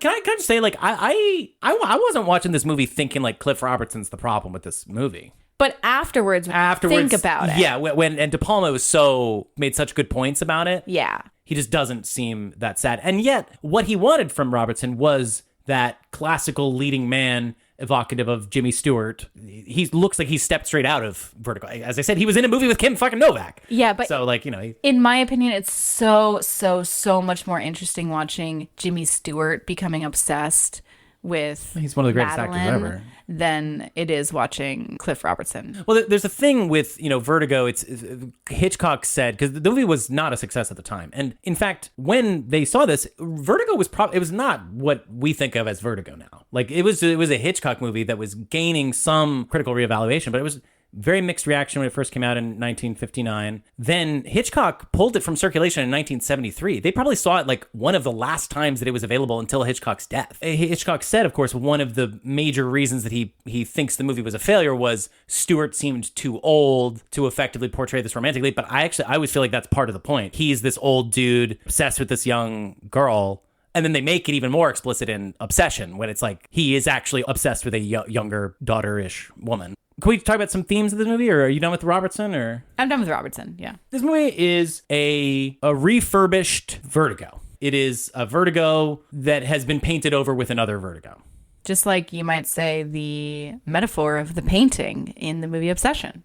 Yes. Genevieve Bujold has this whole monologue about she's an art restorer. I mean, not really, but yes. Is she not really? She's not really? I think that she was placed there to play that role. I mean, I guess she must. No, she must be. I guess so, yeah. She's lived this whole other life. Like, she is partially this person that she's presenting to. I really do think there's a part of her that is sort of going along with this, having a genuine experience some of the time, in a way. It's hard to explain because it's like, some of it is like, how much is this the audience supposed to be ignorant of what's going on, and how much is her not playing it? Right. I really want to know, like, so the mom dying was just an actress? No, the mom did die. No, sorry. The Italian mom. Sandra's Italian. Yeah, that was just a caretaker that they left her with.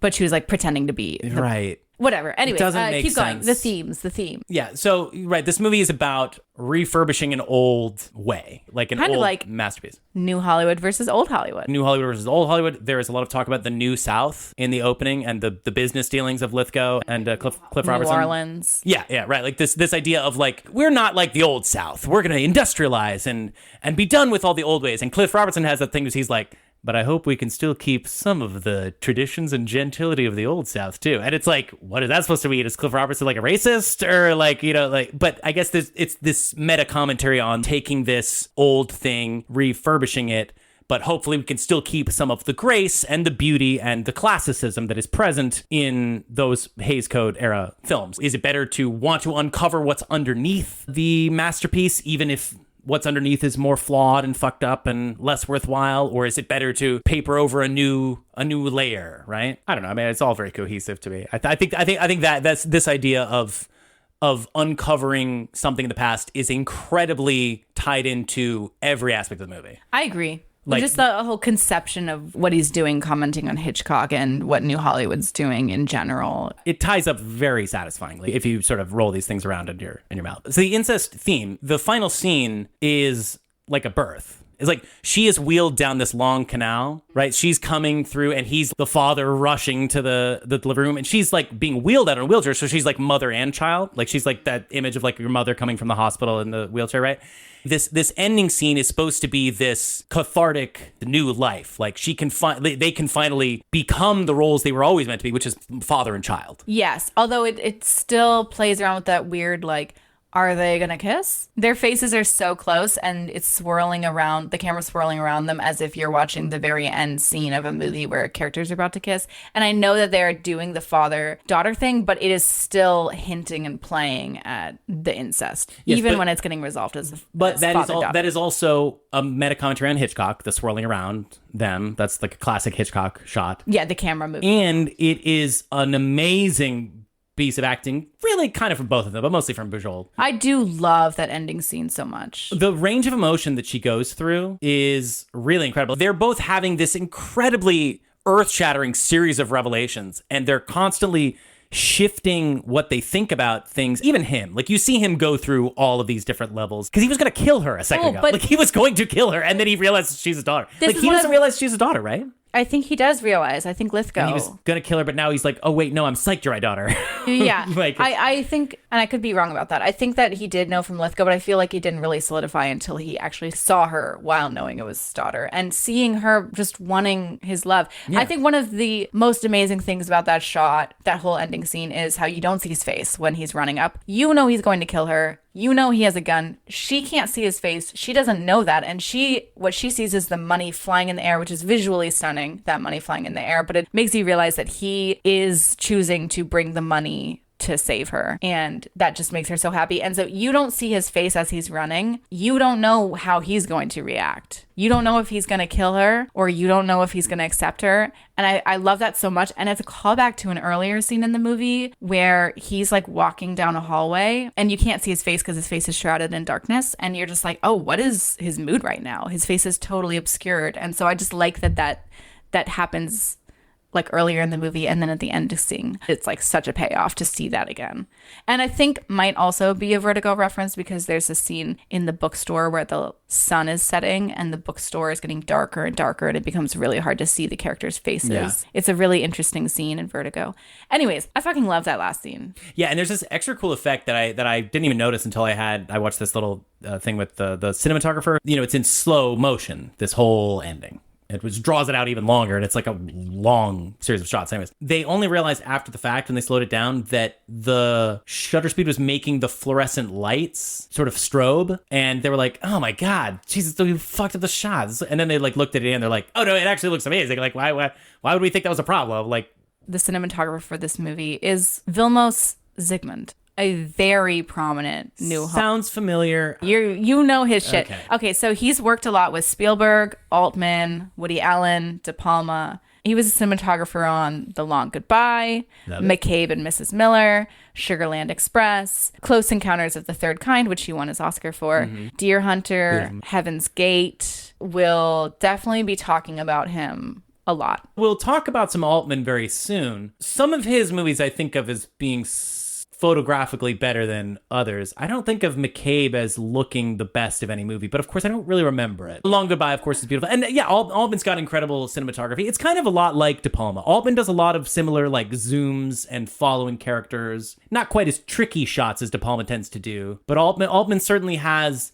an active camera that's like zooming in on different things. Yeah, apparently Altman was very influential in Zsigmond's cinematography style. Yeah. Zsigmond's one of the big people who did what's called flashing the film, which is a really risky thing because you are chemically altering the film itself to make the colors more muted. But if you fuck it up, you fuck up your whole film. So yeah, that's something that he did on his films, like I think McCabe and Mrs. Miller, if I'm not mistaken, and then The Long Goodbye and things like that. He had a really interesting life. He was born in Hungary and became interested in photography as a teen, but the Soviet-imposed government at the time didn't allow him to pursue it because his family was bourgeois. But when he worked at a factory, he organized a camera club there and gained the respect of local commissaires. I don't know what that is, but if I knew more about like the history, officials were like, we accept your they're like, he's all right. Yeah. So they let him go to film school in Budapest for cinematography, and there he became. The government said it was okay for him to go to. I think like the local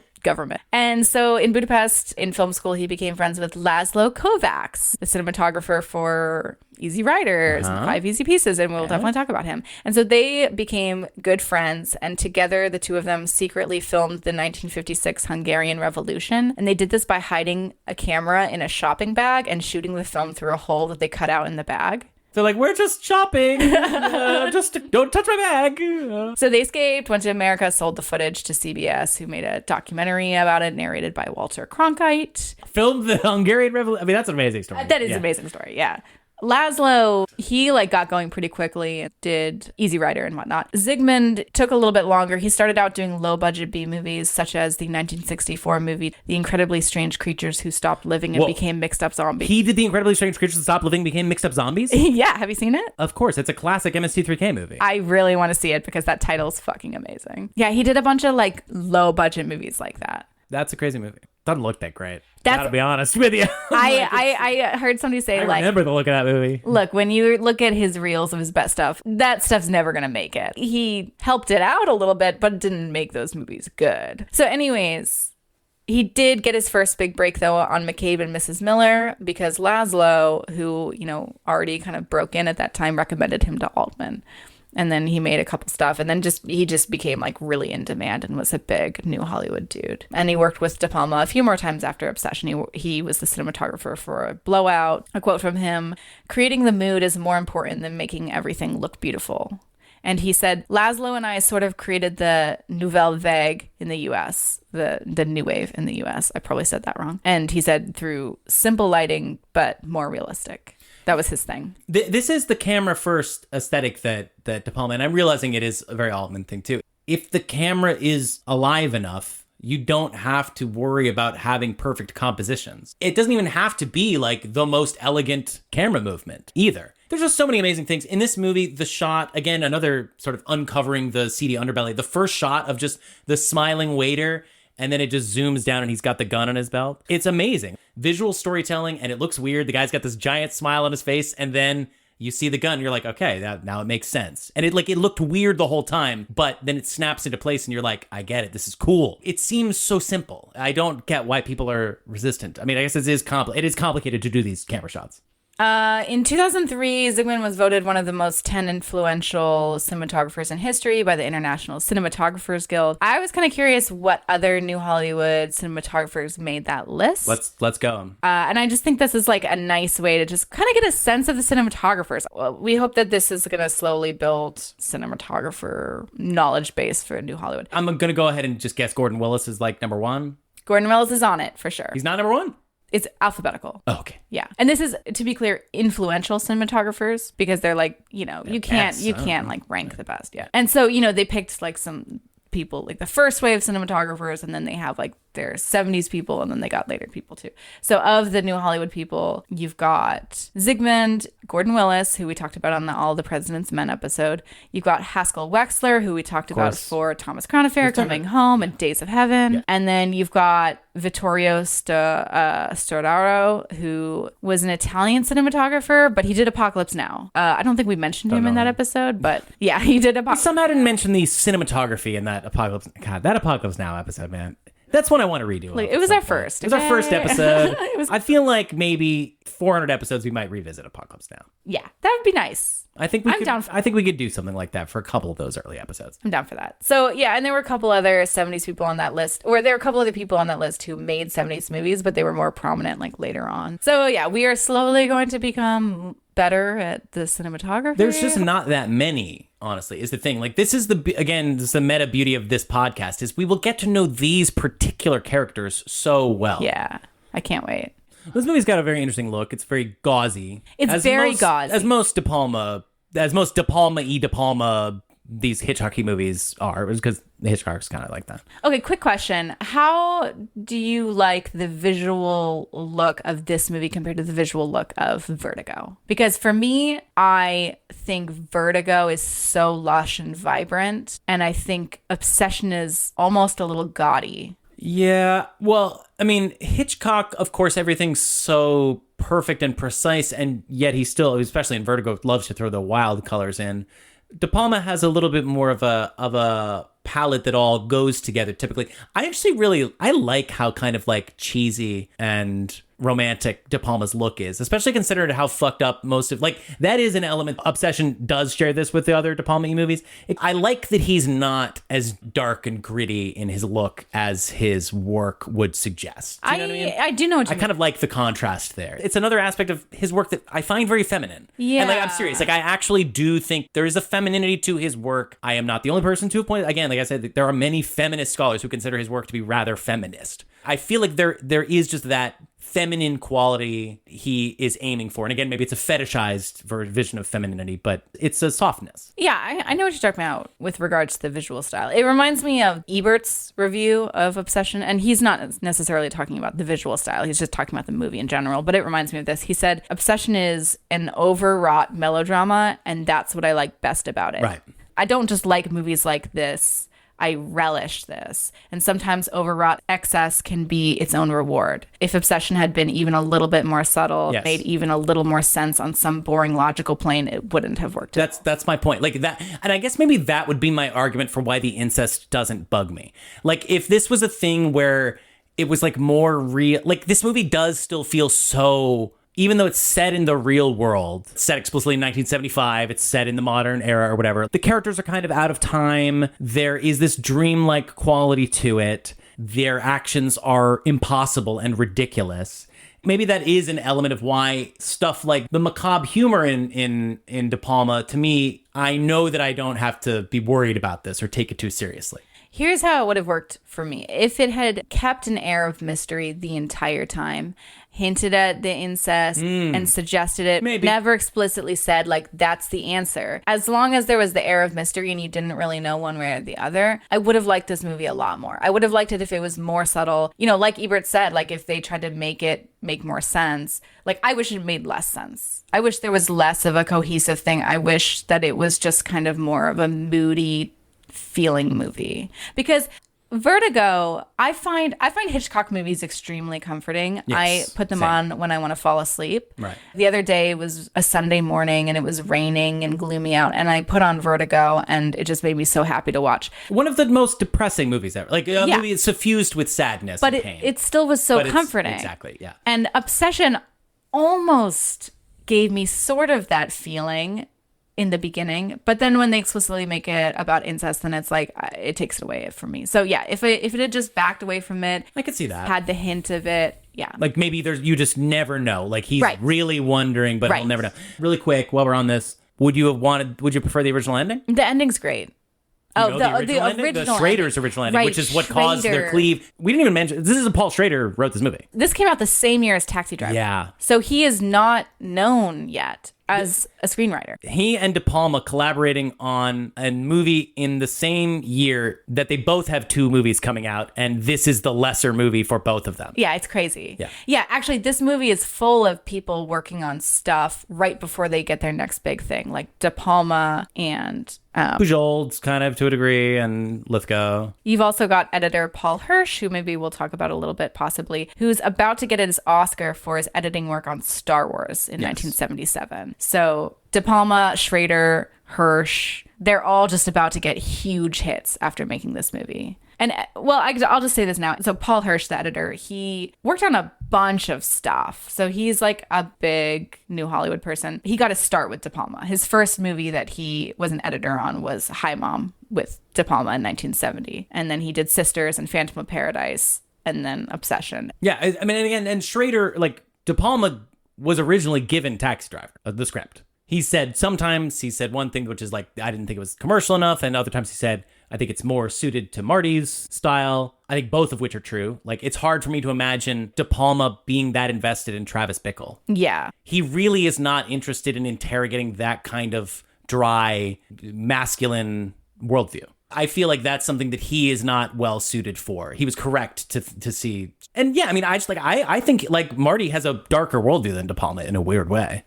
Possibly. Like, I think most of his movies sort of talk about the darkness of humanity. But anyways, so Schrader is a friend of De Palma's. They go see Vertigo one night and talk about it and say, let's write a movie that's a riff on Vertigo, Paul Schrader. Okay, Brian De Palma, let's do that. This just sounds like the most fun dinner of all time. I know, I know. Why can't I have a fucking dinner where I go and I hang out with the master and we're both inspired by a thing and we say, let's do a thing, and they immediately do it. Yeah. It's a shame, though, because so Schrader's original version of the script was much more complicated. When this was both of their idea. Yeah. The story was by both of them, Yeah. but Schrader was the one who wrote the script. But yeah, it was a much more complicated and much longer movie. Basically what it is there's a third act after this, which is like, he uncovers that she's his daughter. He kills his partner who's been fucking him over. He goes to jail for 10 years for the murder of his partner. He gets back out. His daughter is in a catatonic state, and he's got to restage the kidnapping to teach her that he cares about her, right? They've had this repeating system, and it's a more longer and involved thing. And it was Bernard Herrmann who was like, get this the fuck out of here. Yeah, like, he was like, don't do that. And De Palma was like, I think that he was like, I can't make the musical theme. I can't do that many variations. Like, I can't do a future version of the theme. Like, because I'm already like, working in this like set of motifs and recapitulating them enough. It's a beautiful score. Yeah, we'll talk about the score in a second. Yeah. Schrader seemed to feel that the whole movie rested on this third act and he was really resentful. Yeah. I think it fucked up their relationship. Yeah, they never worked together. And it's a shame. So sad. And I definitely don't think it would have been better. No, like, I think they were probably right to take out. That sounds kooky and weird. It sounds interesting, but I don't know.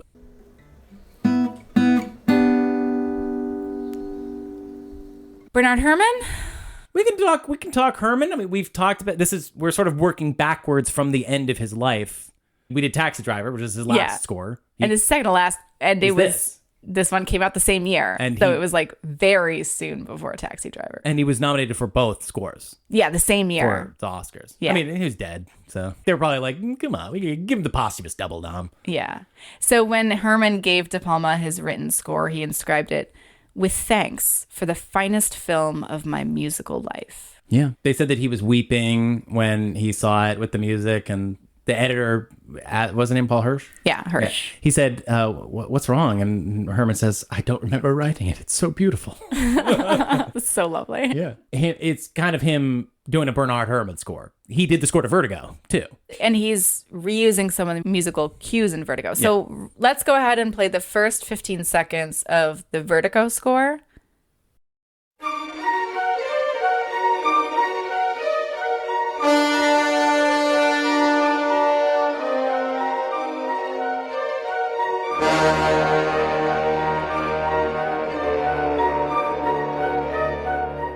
And now here's the first 15 seconds of the score from Obsession.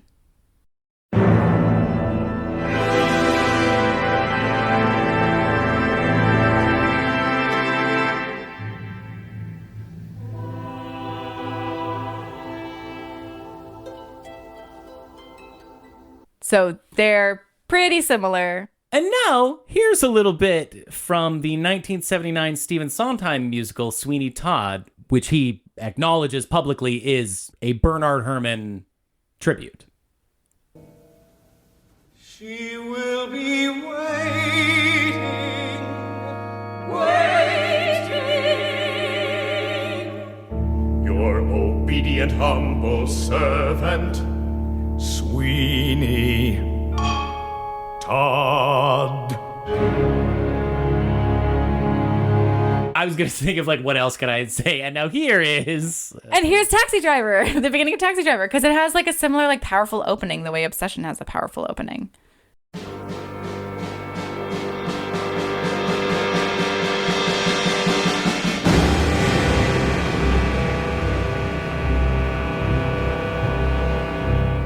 And here's Miles Davis' Bitches Brew, because we said it was kind of like Taxi Driver that one time.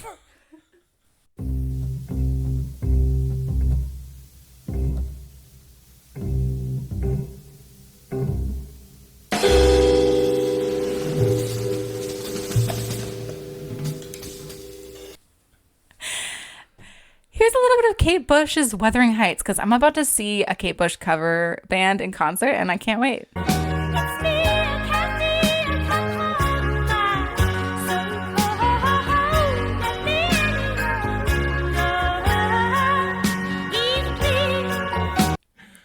Okay. Is this the end of the episode? Like, is that the big finale? Do you have any other big things you want to say about the movie Obsession? This is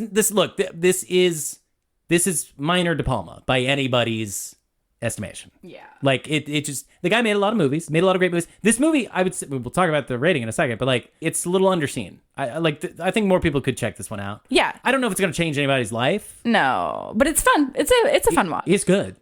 Yeah, it's good. Not great, but good. Well, okay. Let's do your cold. Here we go. Cold stone. Okay. I think this is a movie that walks the line between a like and a love for me. I essentially feel like I like it, but I am inclined to give it a love just because I do think that its reputation is a little minor De Palma. See it if you want. Not that great. It's like exactly what I just said, essentially. And I think I want to play against that and say, like, it's better than that. Do you know what I mean? Yes. So that's my rationale for it's a love it, I think. It, to me, is, so to remind you, the options are like it, love it, gotta have it, or it doesn't make the scale. Cold Stone style, people. You know the drill. For me, it's a like it, but, like, you really should try it, though. It's good. It's interesting flavor. All right, Vertigo. Let's go ahead and... Oh, yeah? I want to do... For me, it's a gotta have it. Vertigo is also a gotta have it for me. What unique takes on Vertigo, saying it's a great movie. Vertigo... Look, it's better than Obsession, okay? Yeah. They did not quite exceed their antecedent. Paul Schrader put Vertigo on his Sight and Sound top 10. Oh, I'm so surprised. For both the 2012 and 2022. And he didn't put Obsession. Do you think, so I wonder because I know that's funny. I know that there's obviously a weird weighted scale going on with the top 10s. Is there a different weighting system for, like, a movie that's like Vertigo, where it's like everybody, like, it's been synonymous with the number one Sight and Sound movie for so long? No, it shouldn't be. That, like, it should get different. less. No. It should have a handicap on it. No, I don't think so. By the way, Vertigo is a movie that you can kind of play with. This is not the only movie that has ever been a takeoff on Vertigo. And, like, even other De Palma things have done parts of Vertigo. It's a movie that it just prompts you to think so much, right? And the current one spot at Sight and Sound, John Dielman, which I guess I'm going to start saying Dielman. I feel like I've said Dielman, but almost everybody says Dielman. But then almost everybody says Romer, too, and they're wrong. It's Romer. So, I don't know, but I'm not going to look up the correct pronunciation, but that is like Vertigo in that's a movie that people seem to kind of want to riff on a lot. Even before it was, like, super famous. Like, that's a movie that people see a lot of a lot of direct influence that people can't disguise in there. Citizen Kane, not so much. I think that's one that's a little bit like, you don't see a lot of, like, oh, this is kind of like Citizen Kane. Yeah. Or you do, but it's like, it's more of just like, I guess, any rise and fall thing or any Right. corruption. Like it's not as specific a thing. I guess Citizen Kane is itself kind of a Rashomon. You've convinced me that Vertigo and Jean Dielman have more newer references. Okay. I feel like we ended strong with the Wuthering Heights, and I feel like we gotta know when to quit it. I'm down to quit it. I'm good. I'm fucking chill. You chill with your Cold Stone ice cream? Yes. Chilling? I'm chilling. It's cold? I feel like I've exercised my demons with this. I feel relieved. I was feeling obsessed, and I feel like I have worked through my obsession. I'm not even kidding. Like, I really do feel that way. I feel very sated right now. Like, I feel like we wrung this movie pretty dry. I guess I feel that way too. Good. You should. That concludes another exciting New Hollywood adventure. Thank you all so much for listening. Don't forget to subscribe to Kale Your Idols on the podcatcher of your choice. We would love it if we got more ratings and reviews. It really helps us out a lot. And we would love to hear from you, so please get in touch with us. I run the social media, so if you get into an argument with us on there, you will be arguing with me. Our Instagram is where we're most active, but you can also find us on X. Just search the name of our podcast, Kale Your Idols, and you'll find us. You can also send us an email to kaleyouridols@gmail.com. We want to say thank you to the Illuminator for our logo, and thank you to ourselves for everything else. Please join us next episode where we will be discussing the Planet of the Apes franchise. Peter Fonda, how did we do? We blew it.